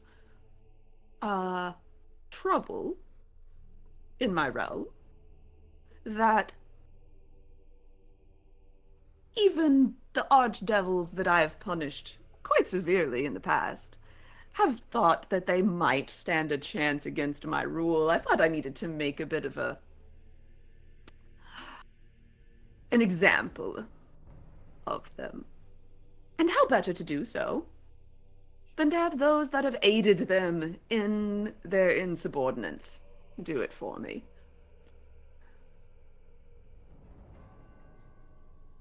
Asclepius, you notice as you're taking all of this in, and presuming that you are keeping a very close look at the Grinkin Eye, and you see a little wink in the corner of his eye as you catch his eye, as you catch eye contact.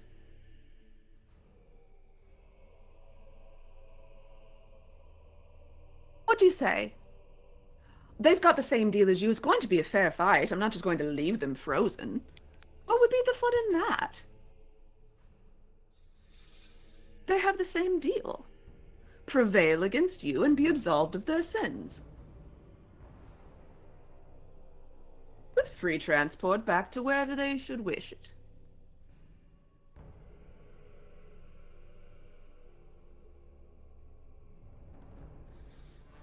According to the Hells, unfortunately, that is fair.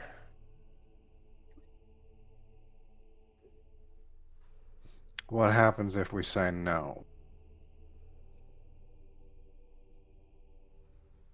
Well, I suppose you'll find your own way out of hell, and then I'll see you again in a few... the next time you do something stupid and get yourself killed.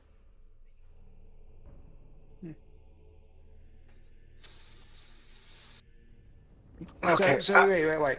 We have to defeat them, or we have to kill them? Yes. Be more specific on that. Fucking lawyers. When I saw Grink and I wink, am I correct in assuming that he's like hinting a decision one way or the other as a recommendation, or is he just like saying hello? Roll insight. I am going to settle spell, cast a spell to help me roll good. Please roll well. Please roll well. Can you use one of my luck points? Nope. If only. Can I give you fucking Are we frozen in place? We can't move? Correct, you cannot move. Plus 12 to that. Holy shit. That's a 32. Wonderful. Nice. You get the impression that he's not particularly worried about any of this. This was a very carefree wink. Gotcha. Yeah. I He's just- like, I know he has his contingencies. yes. This was sort of a, Okay, so I'm assuming that there is some sort of an expiration date on this offer. What if we were to think about it for a night, perhaps in more, our own accommodations, and then like have a big fight with the people we love tomorrow?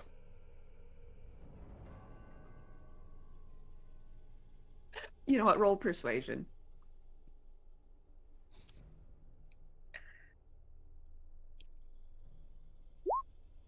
Oh my Holy god. shit. That's a really good persuasion. Nice. Wonderful. Lovely. always let the bard do the talking. Oh, thank goodness. Wow. Asmodeus rolled a A 50. 4. Oh. But it's still a That worked. 32. So he taps his cheekbone. And he's like, I, on my honor, will offer you instead the opportunity to speak for an hour in a completely private chamber. Free. I so do swear, as legally binding as the Lord of Hell, of any spies, observations, or otherwise outside observers. You may have an hour to decide. And no inside observers either. Correct. Yes, this would be completely private, only to those in your party and those you invite. Sounds like a deal within a deal. Those that we invite. Yes, it is up to you to pick who can. I mean, you could choose that you don't want all of your party in there, I suppose, but I assumed you would just want to be you. Good point. I invite all of them. Them. Yeah, Yes. all of them. Oh no, they've already agreed to kill you. What? Wait a minute. Wait, what? Already? Oh, they've already decided. Classic. They didn't have the question. Person, they have any hesitation, or was it just immediate? Yes. Oh, they were given the same opportunity to discuss and decide what they wanted to do, each of them Oh. individually. But not each of them as a party. No. That doesn't seem fair now, right? Does it? Well, they didn't ask. Well, now I am. Remind me, is Zariah Lovelace's mom? Or is that... It is. She is. She is, yes. Shit.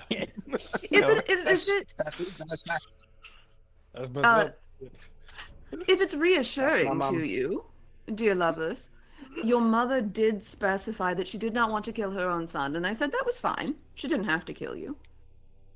I'm thinking this. Someone else was allowed to do That's it. oddly kind of her. Yeah. Oh man.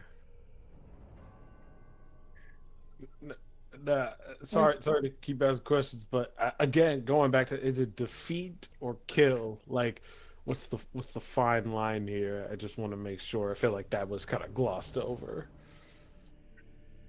How would you determine defeat? No, this is not to unconsciousness. Right. Mm. They should be dead. Yes. Guys, we're in hell. This is a one-way ticket. It was worth a try. Can we discuss at least? Amongst yourselves, absolutely. They've already made their decision. Fine. If you choose not to fight them, I'll just let them fight amongst themselves. Give us 90 minutes. Really milk him for everything he's got. We're really You Oh, waited boy. this I long. shall What's give another half an you- hour? I should give you 90 minutes. Sure. I'll Thank give you you. 90 minutes. For free. Lovely. To decide. You have 90 minutes to decide without any outside observation.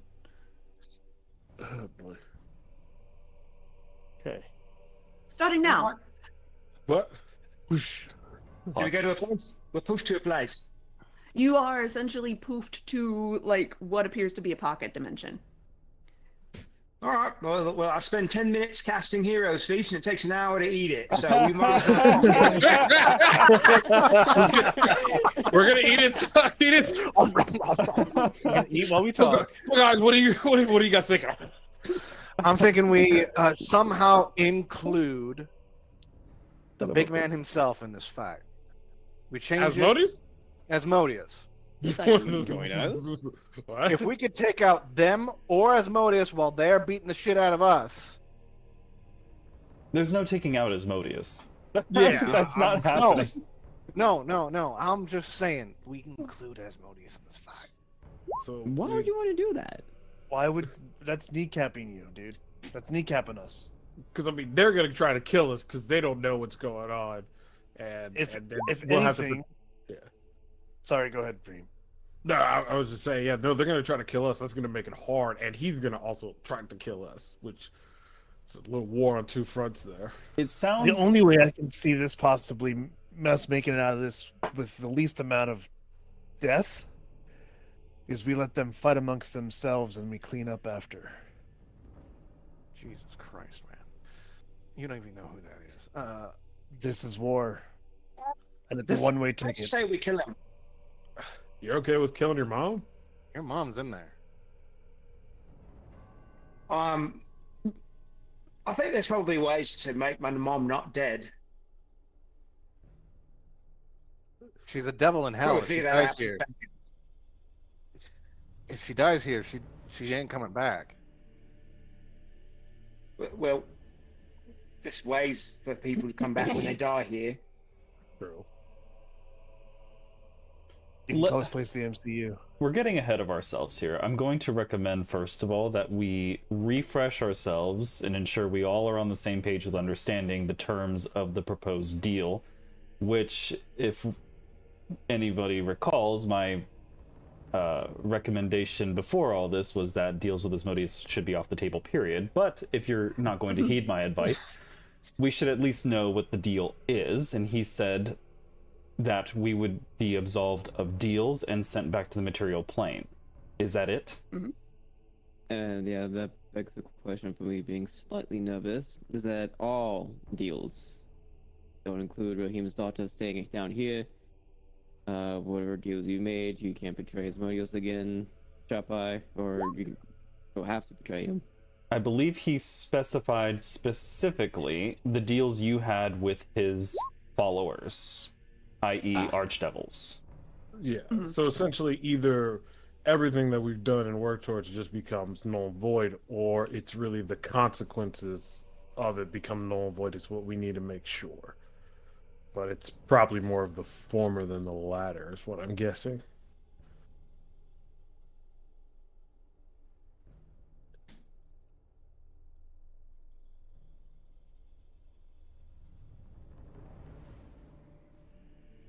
Well, Scott is right. We should just outright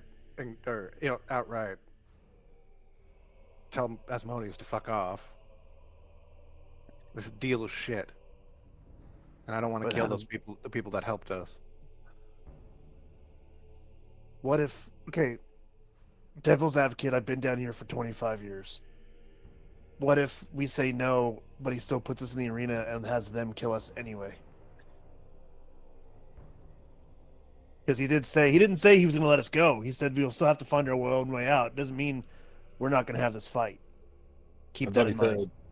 I thought he said they make them fight amongst themselves for their freedom. He did say that. He also didn't say that he would let us go. That's You true. have to He also also remember did not here's say the that. thing. You have to remember the things that a devil doesn't say.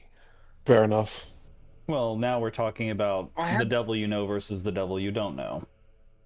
The devil you know is still a devil. True. Yeah. Therefore, you don't know them. I think it will be okay. See, the thing is that we're strong enough now that if we kill all of them, then we can probably devise means of bringing them back to life after, when we're free and all of our contracts are annulled. So, Actually, what if just, like murder them, then like whack off an arm or something like that, and then bring it with us. Or I bet if we defeat them and then kill them, we can bring them back to life immediately, and then we can leave with them. I don't know. He didn't say they had to stay dead. He just had to kill them. This is also we're getting ahead of ourselves here, I think, again, on the side of the argument that perhaps we're overlooking the fact that perhaps some of them have the means of killing some of us. Yeah, that's a possibility, yeah. The Grinking Eyes, probably what? Him and Oleander, probably the two I don't know. We don't know the Grinking Eyes' strength, but Oh, we know, but we don't know, but we also know. I can assure you the Grink and I is far stronger than any one of us individually. Mhm.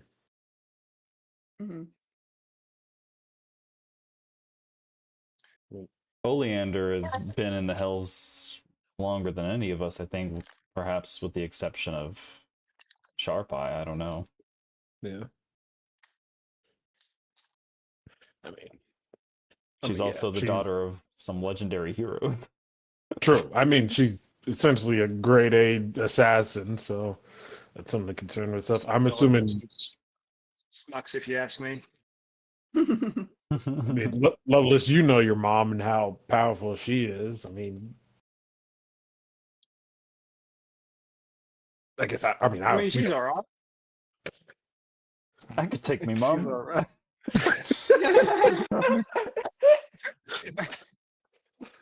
I don't. I'm not implying. I'd probably kill my mom if it was between me and her. But I'd just bring her back, mate. That's the power of magic. We have magic. It can just make bad things go I away. brought you into this world. I can This is take one you thing. out. Little reverse. But This also, is one thing.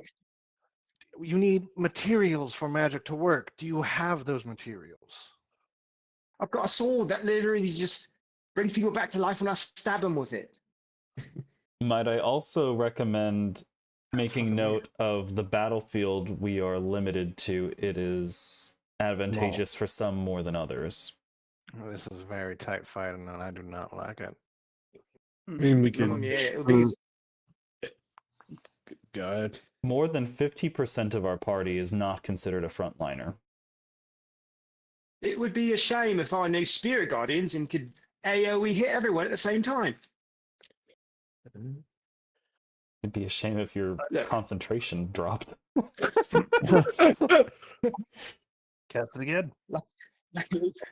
I'm going Or to you- keep preparing for battle. Whenever you guys decide what you want to do, let me know. Clyde, you've Won't been be here. quiet. Just What are so your it's known, thoughts?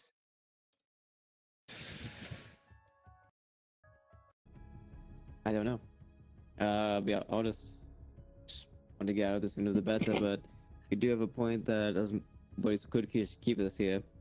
I mean, I'm looking a little bit more into the future is what comes next after this. Regardless of the situation we were put in.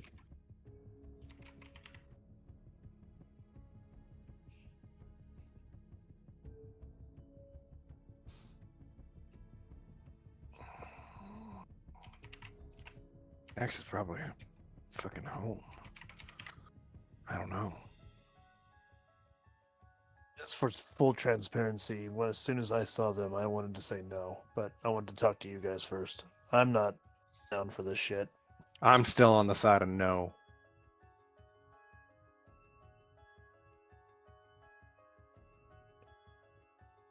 Fuck, he might ask a question, and I might try to shoot him. We know how that went with fucking Orishida. And I'll be there to back you up because your gun's probably gonna explode in your hand. Guys, that happened like once. Come very Exploding close. your hand or jamming? Roll the clip.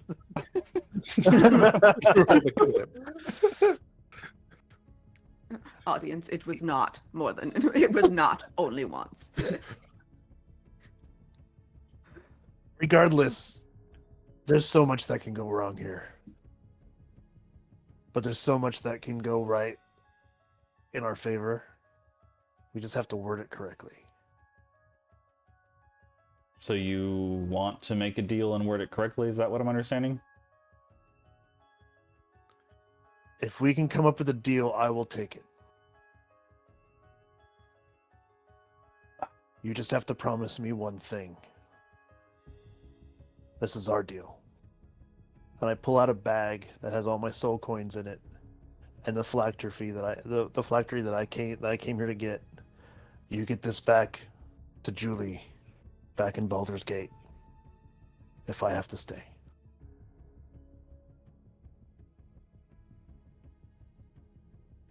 I personally do not intend to accept a deal with Asmodeus. That's my disposition. You don't have to. Yeah. No, you have to. But I can. I still have my soul. I've had it since day one. Hmm. Then I disappeared and I came back. I still have something to bargain with. Some of you don't. And you have a lot more to lose than I do. I've lived a full lifetime here. What's one more? I'll make the deal. For myself alone. That way everybody here, plus them, can get out. I'll make that sacrifice. Won't be the last time you guys hear of the Iron Hound. Make that two noble characters in one day. Chester, that's incredibly stupid. Oh yeah, very much so. I'm not going to stop you. I mean, the only way you can is by to out stupid somebody, and trust me, You do that enough for the rest of us. Yeah, not gonna lie, I thought you were gonna say I'll stop you, but no, that seems about right. If I make the deal, and Sclepius and all of you put an input, that at the end of this fight, everybody gets their souls back and gets taken to where they want to go. I will take the brunt of everything. He can have me. Well, you getting soul back, like he said before, is irrelevant. It doesn't absolve you of the contract you're indebted to. You'd have to word that more specifically, but point being, I don't recommend you get into a deal, but if you're going to do it, I wish you the best of luck and I'll advise you. I'm not very good Yeah, I with suppose lawyers. we did take down those two brothers, and he could use a replacement. He has a triad of lawyers. Where's our triad of lawyers? Yeah, we didn't agree to represent ourselves. We want a lawyer. We want a public defender. I don't think we want one appointed to us because it'd still be them. Elias Wands appears. Oh no! Elias, get us out of this. Well, I'm saying that's an option. If you guys can think of something else, obviously I don't want to give up anything for myself. But if it really boils down to it, I'm willing to do that. We Most should all noble. just keep eating just in case. Also, I'm using all of my spells to make sure that I've got all kinds of wards and things prepared for battle. All of them just in case. Yeah. What's the other option? What other options do we have? The only other option is suppose we turn him down and he lets us go, even if he doesn't make them fight us. I mean, I wonder what's stopping the Red Dragon and all those pit fiends out there. But I mean, we could always just cut through them. And then somehow we complete what Kotam sent us down here to do from the beginning. The third option I see is, what the fuck is up with my accent? Raheem, you're sworn not to intervene with the what we were supposed to do from the beginning. Again, man, that swamp trip, man, that fucked me up. The options I see are just come back with a better deal, something that helps Asmodeus, or fucking entertains him. I guess this is what he said. He wants us and them to learn a lesson. Mm-hmm. I don't think he's gonna let any of us die if we do say yes to this. Yeah, that's a chance we take.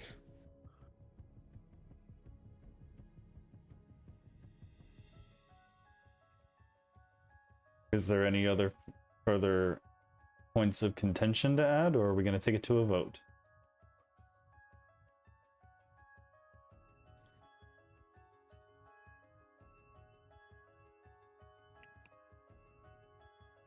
I'm not making a deal. I'm just along for the ride, so I won't vote. I'll do whatever you guys want. Probably not going to die here. Probably not. I said it from day one. I was just along for the ride too. Raheem, you've already told me this is a one-way trip. What are you doing? Yeah, boy. I didn't honestly did not expect him to offer such a deal. But I promised Oleander that I'd get her out, and I feel like killing her and not guaranteeing that we can revive her would go against that, and I don't think I could do that. I will at least keep that deal somehow, some way. You do realize you are not beholden to that deal in any way, shape, or form in any magical sense. Yeah, we did. Didn't we? Yeah, we made like a binding agreement, right? It's not like a devil contract. You just promised you'd do this for. yeah, you have like she made a mark in the palm of your hand, but you don't have any idea if it's legally binding or not. Oh shit! I just thought it was. Like, you really don't have to hold that one. You can. Look, man, I assumed that all deals made here were legally binding. Oh boy. And dis. All right, so I have the ability to cast True Resurrection. So Anyone that we kill and take with us, with enough resource and time, we can bring them back. Just a I can note. revive 3 of them with Revivify. Just a note for those here. I can teleport us somewhere. I just have to actually pull off the teleport. How long? How long is that gonna take? Well, let me see. Teleport. Let's see here. Casting time 1 action, duration instantaneous. That's good. Hopefully no one has counterspell. I am a sorcerer. Yeah. I fear no counterspell.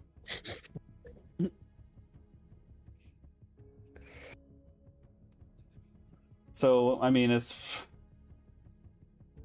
I can have it ready to go, and as soon as we pop in out there, I teleport us out, or I can time it. What about them? There's nothing we can do for them. Okay, that's all I wanted to know. I mean, theoretically, I could teleport them out, but they're not necessarily friendly. Also, I don't know what metaphysical deals they have going on with Asmodeus. I'm gonna be honest. And honestly, I've only met, 3 of them. The other ones I don't know. They're all assholes. Accurate. I mean, I kind of like Nikki. Except Nikki, yeah. They're all assholes. They helped us. All the assholes that didn't help us are dead.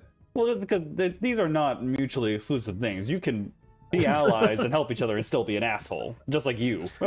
Oh yeah, sure.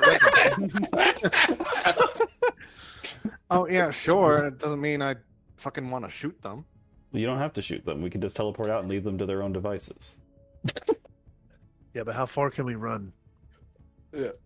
Before Asmodeus finds us again. Can we run at all? Is Asmodeus even gonna let you teleport? Well, here's the thing that I've noticed about Asmodeus. If he wanted us dead, he could have just done it. Yes. True. Yes. Very accurate, yes. If he hasn't done it yet, I don't think he's gonna do it. Like, he's sending fucking hounds after us. He's going through this whole rigmarole of indirect contact. He's using avatars. He doesn't have the fucking balls to come and smash us with his own fist. And it's not gonna happen now. Well, I mean, He's not listening. He promised. Like,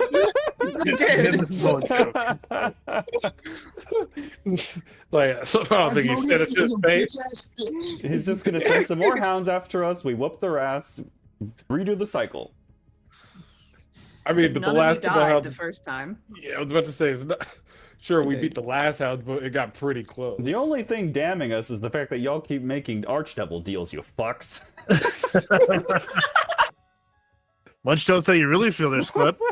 I am. Yeah, let's get it all out. Get that Tin Man anger out. Come on.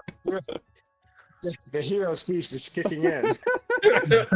He's feeling very bold. He's like, I could have gotten us out of here a long time ago if we had our shit together.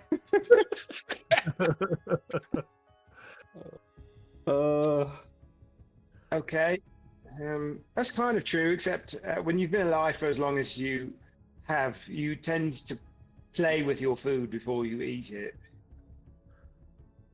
Unfortunately. That's true. Unfortunately. I mean, like, Oh, well, yeah, he's kept us alive because we're, I guess, interesting. I mean, but when we stop becoming interesting, maybe he'll handle it himself.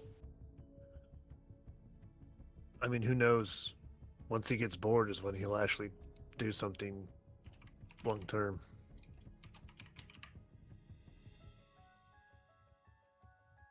So who wants to So fight what- them? I'm If I not. had my choice, no. I'm willing. That's not what I No, asked. I don't want to. I don't want to, but I will have to if that's what we decide. So let's do plan A, B, and C. Plan A. Okay. We tell Okay. Asmodeus to go fuck himself. Not literally. We just decline the deal. Okay. and we request to go about our way. Yeah. Plan B. Mm-hmm. I panic teleport us out. Okay. Plan Okay. C. We fight them without the contract, and then we get the fuck out. Don't you... All right, and then Plan D. Don't you... Plan D. Chester throws himself on the sword. I am curious to see what happens if Chester tries to sacrifice himself.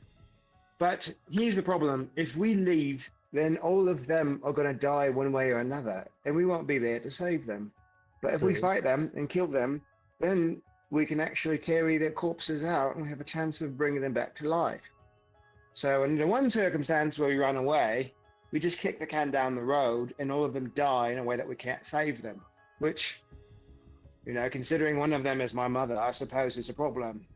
But if we stay and face it, it will suck, but it gives us the best chance of a happy ending, whatever that looks like for hell. So that's just the thoughts. But I'll do what you want. The story pretty much writes itself. This party hasn't struck me as a necessarily moral one, so I never thought to ask the question. Who here wants to do this, fight them out of altruism? Raise your hand. I guess. I'm curious how they fight, I'll be honest. When did all of you become good? It's not necessarily good or Yeah, evil. one good We know thing them. doesn't make us good We didn't- people. If we didn't know them, then it wouldn't be a problem. Yeah. That's the Like- difference. Well, Yeah, I mean, I'm not the biggest fan of bullying there, but I don't having want more to die. allies rather than less is a strategic good thing. The problem is that fighting them will be playing into Asmodeus's hand. Mm-hmm. We don't want to do that. I could theoretically teleport them out. We just have to, like, convey that with them. Although I can only teleport 8 people. 1, 2, 3, 4, 5, 6. Oh. I can So teleport 2 we can of only them. get 2 people. Yeah. Ninki and Zaraya. I'd say Nikki and Oleander, honestly. Oleander had information about... No offense. None Honestly, taken. I think there's multiple Ninkies, so losing one may not be the end of the world. It's true. You have seen at least 3 different Ninkies. You know, she'll don't live know which on one through this her is. siblings or whatever Is the this fuck. Ninki Prime? That's the real question. Is this Ninki Prime? What if this is like the 9th level of hell? Ninki is just feral and Roll an insight check. Which Ninky is it? oh god. Yeah, sure. Yeah. I'm curious. Raheem, you don't know. What if the Um, challenge was, oh. Asmodeus was like, you have to fight all Ninky? Just Ninkies. All 9 Ninkies. A Ninki gauntlet. This is not a Ninky that either Chester or Lovelace has seen before. Ooh. Okay, I don't know why it's giving me weird rolls, but that's a 31, not a 26. Okay. It's Regardless, not- it's- Raheem, you're like, I don't see shit. Yeah. I was really sort of like, Nikki, yeah. it's just Ninky. But yeah, this Ninky was somehow taller and sort of like she's wearing armor. That was another thing you all would have noticed is that they were all armed and armored. Like he didn't appear to have taken anything from them. They are prepared for this fight. But inside her armor, her limbs just seem slightly too long. Her face is a bit haggard. The ends of her horns, which are normally like, you know, up-tipped and kind of jaunty, have been like raggedly broken off and replaced with bits of infernal iron. Yeah, this is not a Ninky you have seen before. But you don't know if you've met Prime Ninky or not. Hmm.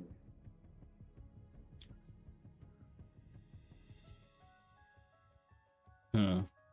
Either way, we should, if we choose to fight them, we should probably focus them down one at a time. Mm-hmm.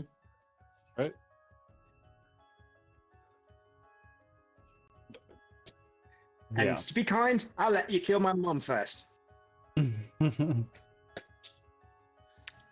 Yeah. That's great, Loveless. Yeah. Oh no, Well, it's syphilis.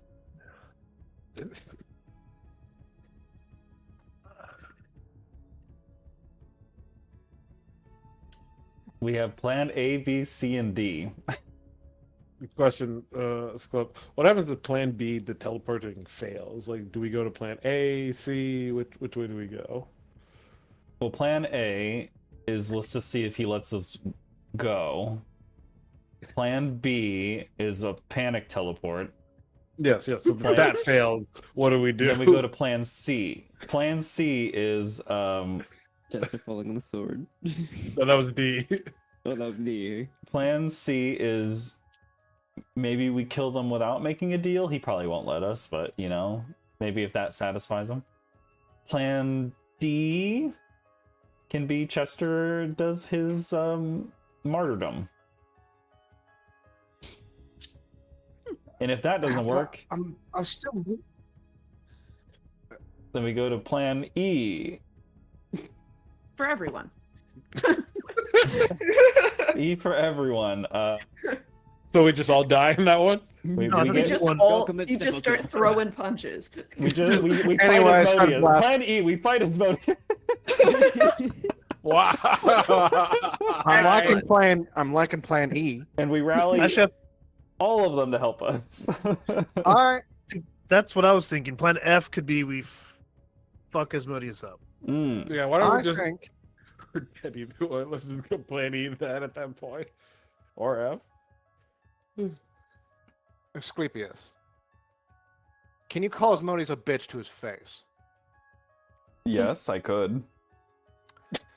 Will Can you look him in the eye, tell him you're a fucking coward for making us all fight each other? Why don't you fight all of us? You fucking bitch. We're broken plan Plan E. No. huh? Goddamn Plan E. pussy. Plan E. Plan E. We're doing Plan E now. I don't want to. Everyone against Asmodeus. Oh boy. Plan E. You say you're God? Prove it. No, that's gonna be helpful. Yeah, Jack. go with that. Hey, Jen, did you have half a day's kid? That's ready to go. Just out of curiosity. Or were you not planning to pull it out? You know, I have a whole stat block for Asmodeus. Okay. I got one. See it. I want to fucking see it. Wow. And you know what? I got one. He should have thrown Cortiso's ass in here too. I think. Well, I don't think you get the impression from Cortiso's panic. I don't know. Whatever. The map I had wasn't big enough for an elder brain. Yeah. You could make it bigger though. You're the DM. You could just bloop. That's true. Never stop Or me. you can make him smaller. Why isn't Mr. Wands here? That's He an excellent. helped us. Oh no, Jen's working. This is fine. Who's Mr. Wands? He helped us out on Guys, what was it, third level? No, but if you just pick, that just adds more people. Oh, no! that we have to fight. Oh no! On the other side. Shit. Yay. Oh, I god don't know damn if it. Mr. Ron's minding his own business. Next thing you know. I mean, the biggest reason is because I don't have a character sheet for Elias Wands. Is the biggest reason. Well, you could. I could. I mean, we might be carrying on to next week, so you have a week. Fair. Yeah, I don't think we're finishing. If a fight is had, I do not believe that we're finishing a fight. Fair enough.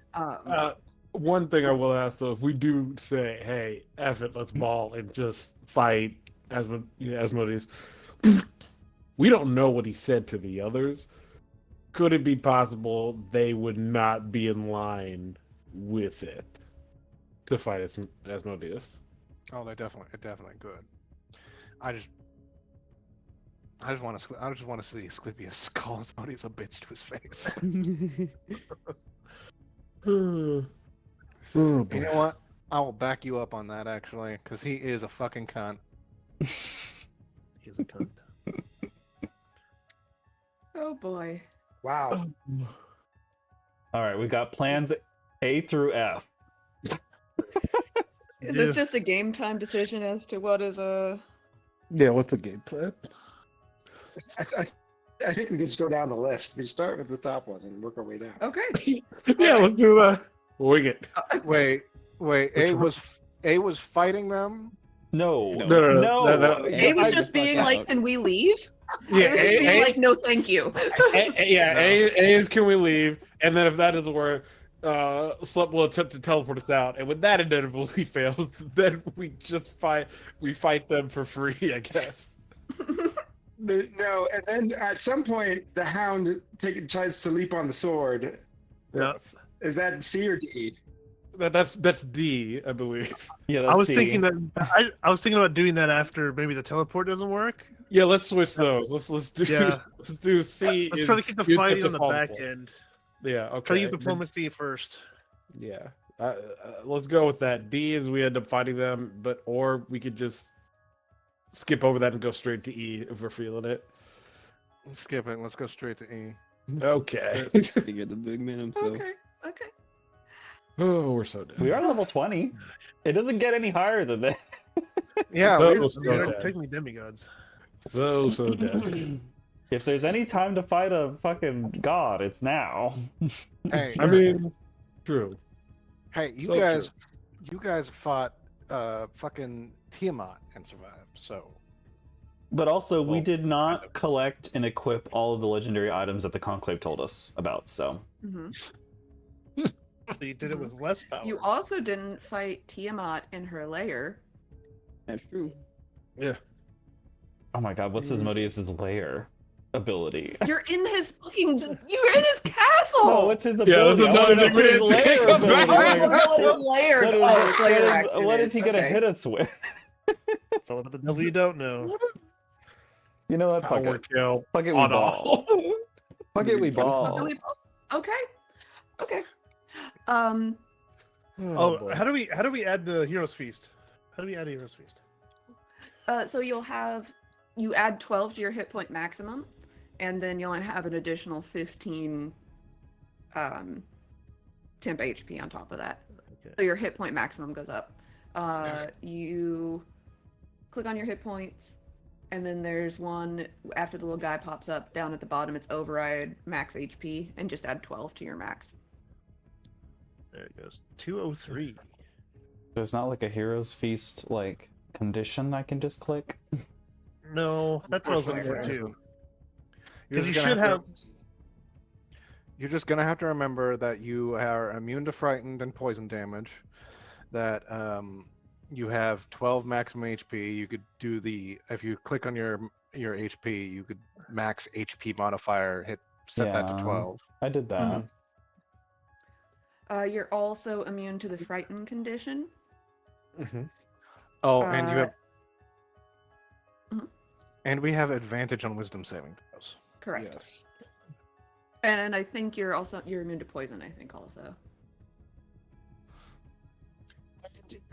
If you get hit by an attack, you have advantage on your next attack, while your extra temporary hit points remain intact from motivational speech.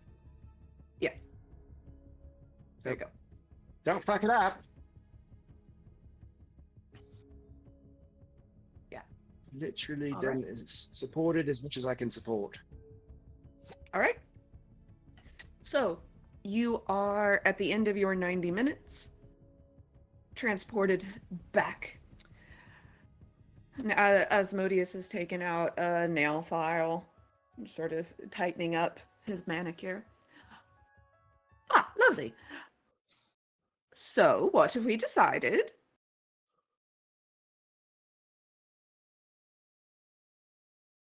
I just look at Sklep. Also, like it's slap. I was If you could read Sklep's masked face, it says, "Damn, I was hoping Loveless would be the negotiator." But alas. God damn it. My music is all fucked up, guys.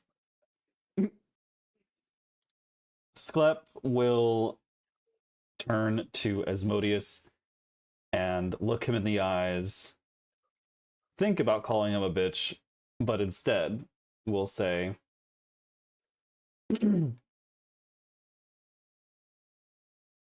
Asmodeus, we have collectively decided to politely, with a tentative intention, decline your request and would like to leave.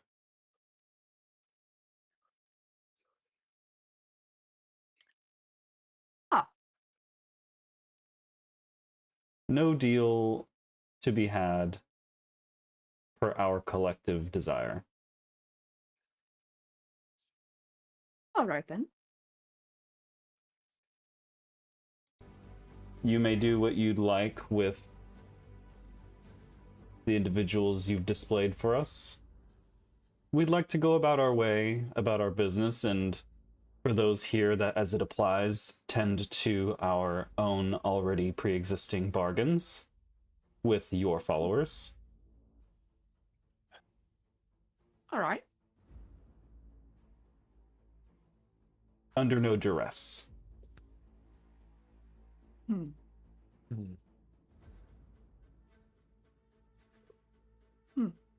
Well,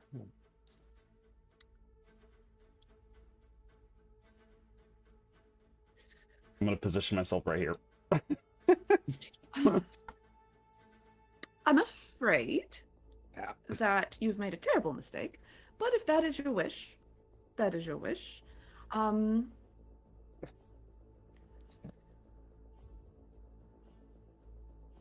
Before you go, however, I'm going to need you to witness something for me.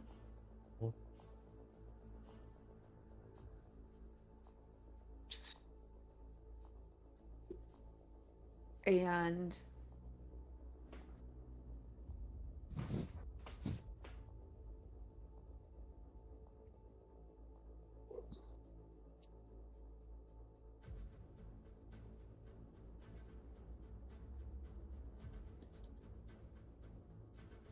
Boy, what is he doing?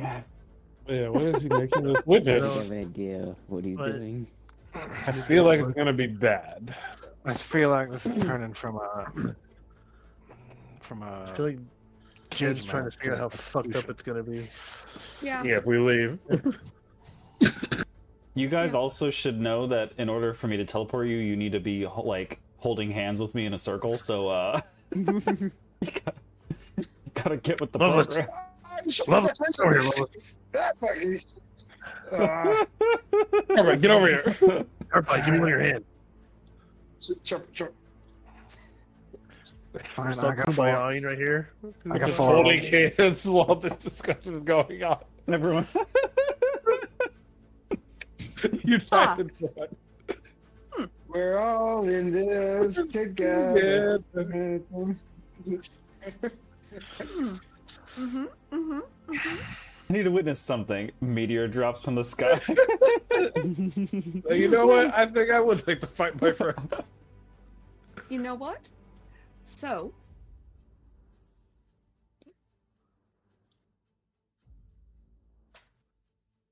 How bad is this gonna be? oh, there it is. Okay, sorry, I was looking for the layer action list. Oh no. Ah, What are you doing? What do you mean?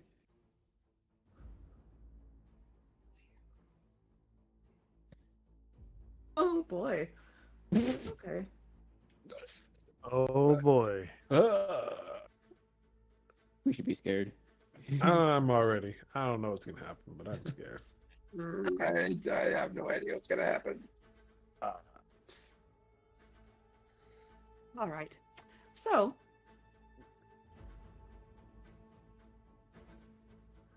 he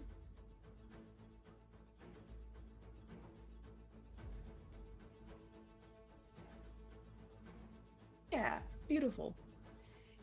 He points to the end opposite, and a column of hellfire explodes from the floor and whirls around the far end. And they all fail their saving throw because they're held. Oh. And they each take 140 fire damage. Oh my god. Even the tieflings? No. They'll take half. They take 70. Boy.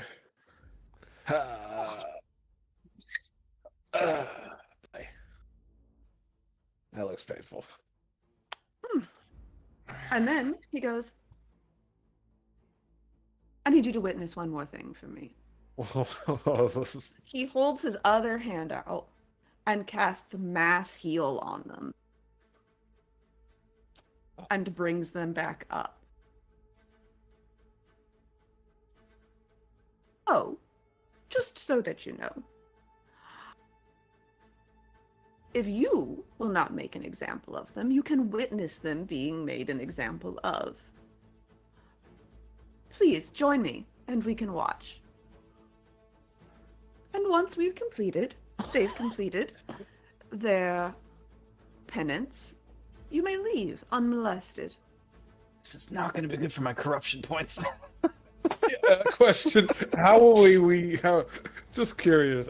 How will we know when they're done with their penance, essentially? Oh no, I'm gonna have them fight each other to the death while you watch. Okay.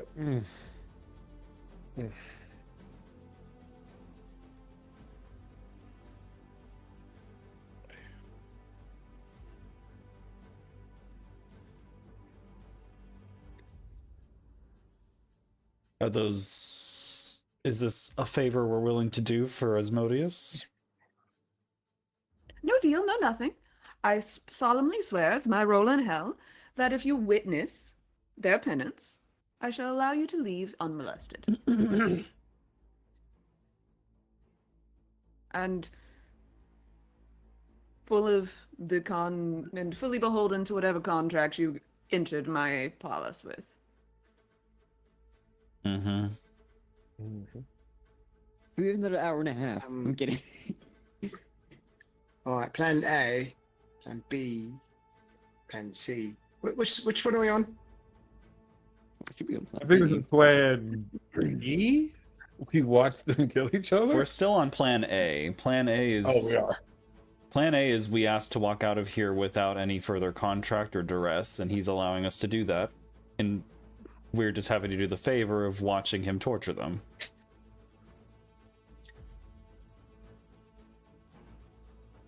And that's better?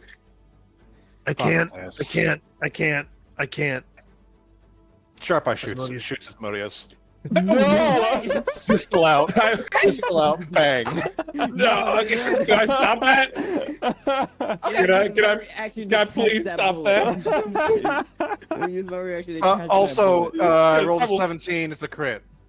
I will stop that. I will take that Everyone. if I have to. What reaction do you have to stop it? Nobody has a reaction that stops that. I No, wish I did. Sentinel is tagging next to me. I don't fucking know. Is it the money with your ally? Christ in a Okay. handbasket, people. Yep, that. Wow. Uh-huh.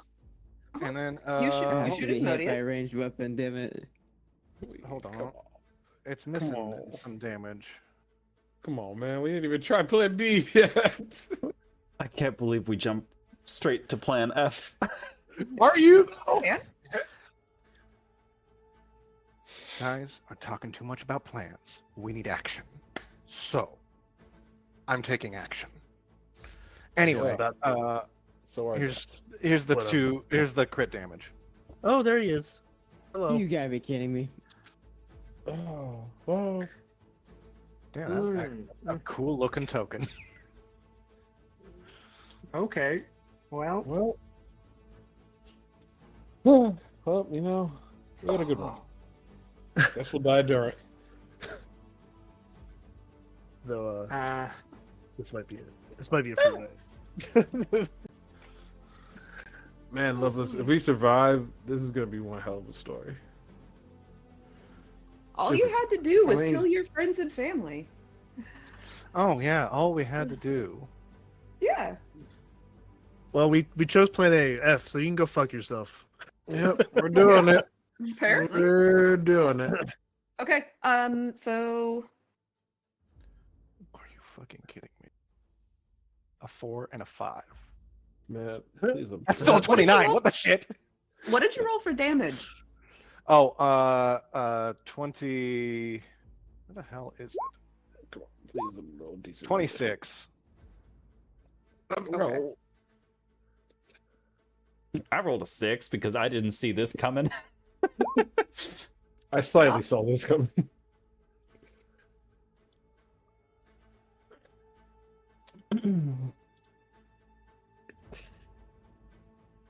Really?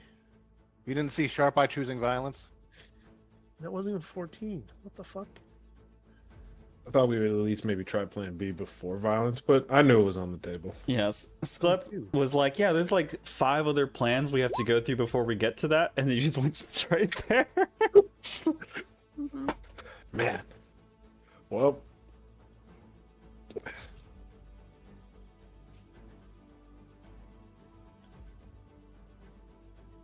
Jen, you're gonna have to Well, add me for some stupid reason. That things aren't talking to each other. Yeah, that's the first time Yeah. I've rolled an initiative above 20. I'm so happy I can roll one good one before. What Okay, there's Chester.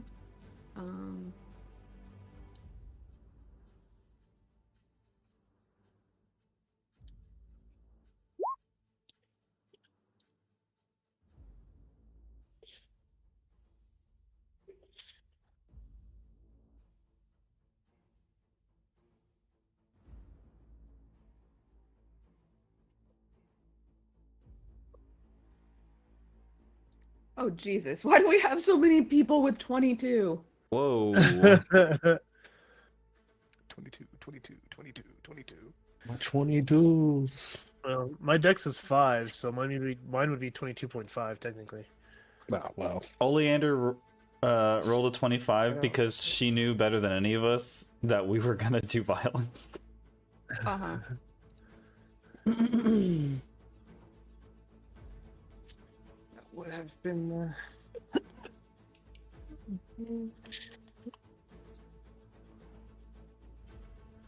Oh boy. Okay. So,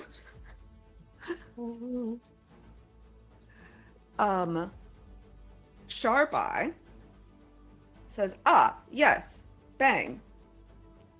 And the affable facade surrounding Asmodeus fades away and reveals his alternate form. Mm. And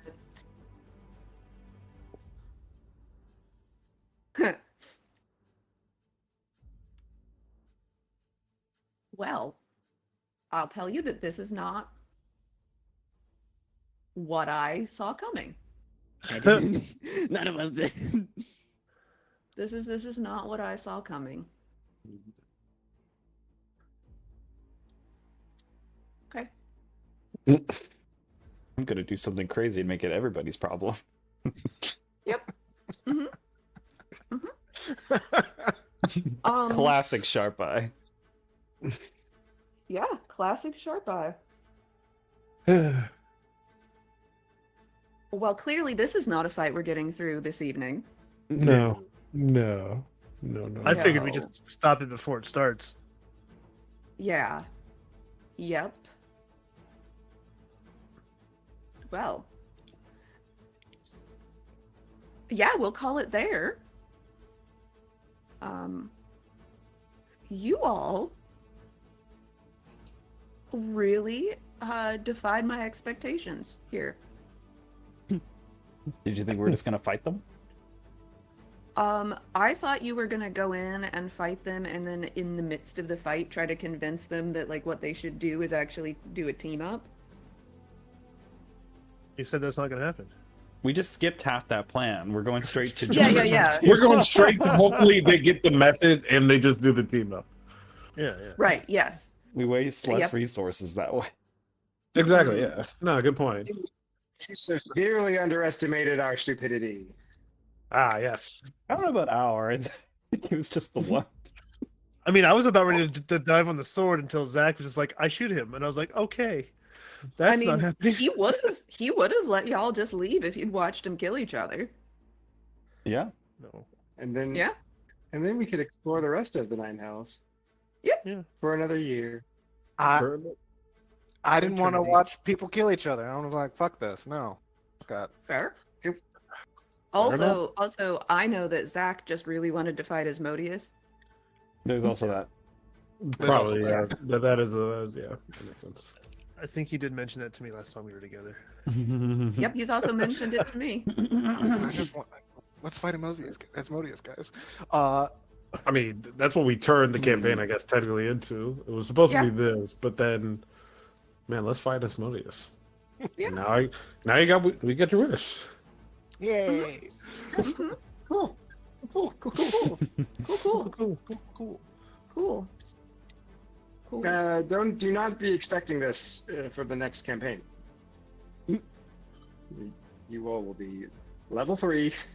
No god slaying. No god slaying. We're not going to be fighting Asmodeus in his lair. Oh man. That's okay. You guys are gonna have a life cleric. It's fine. Yeah, also, you all never asked the quartermaster on the ship for health potions. Yeah, That's an option?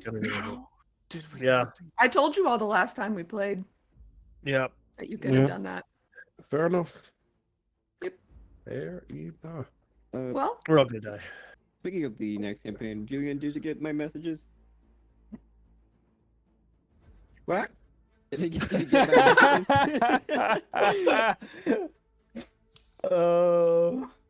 Maybe. I think Julian's just trying to focus on what's right in front of him right now.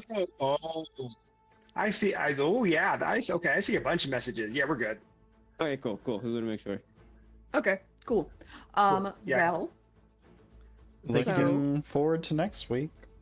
yeah, next week. And Julian, you get another week's reprieve. Oh, thank God. Oh, jeez. Like, so And, shitting you bricks know- is gonna put the Mexicans out of business. And I guess we'll see. I really don't think you should have picked this plan, but okay. Mm-mm. Going down in a blaze of glory. That's all I'm saying. Yep, shot down in the blaze of glory. I don't think we're gonna. Cue John Bon Jovi. I don't think we're gonna be able to flick him Couldn't be any better. at all. All along. Yep. Oh, Yeah. Good luck, everybody. Yeah. I'll see you Well- next week. We'll see ya. Love you guys. Adios. Bye. Bye. Bye. Peace.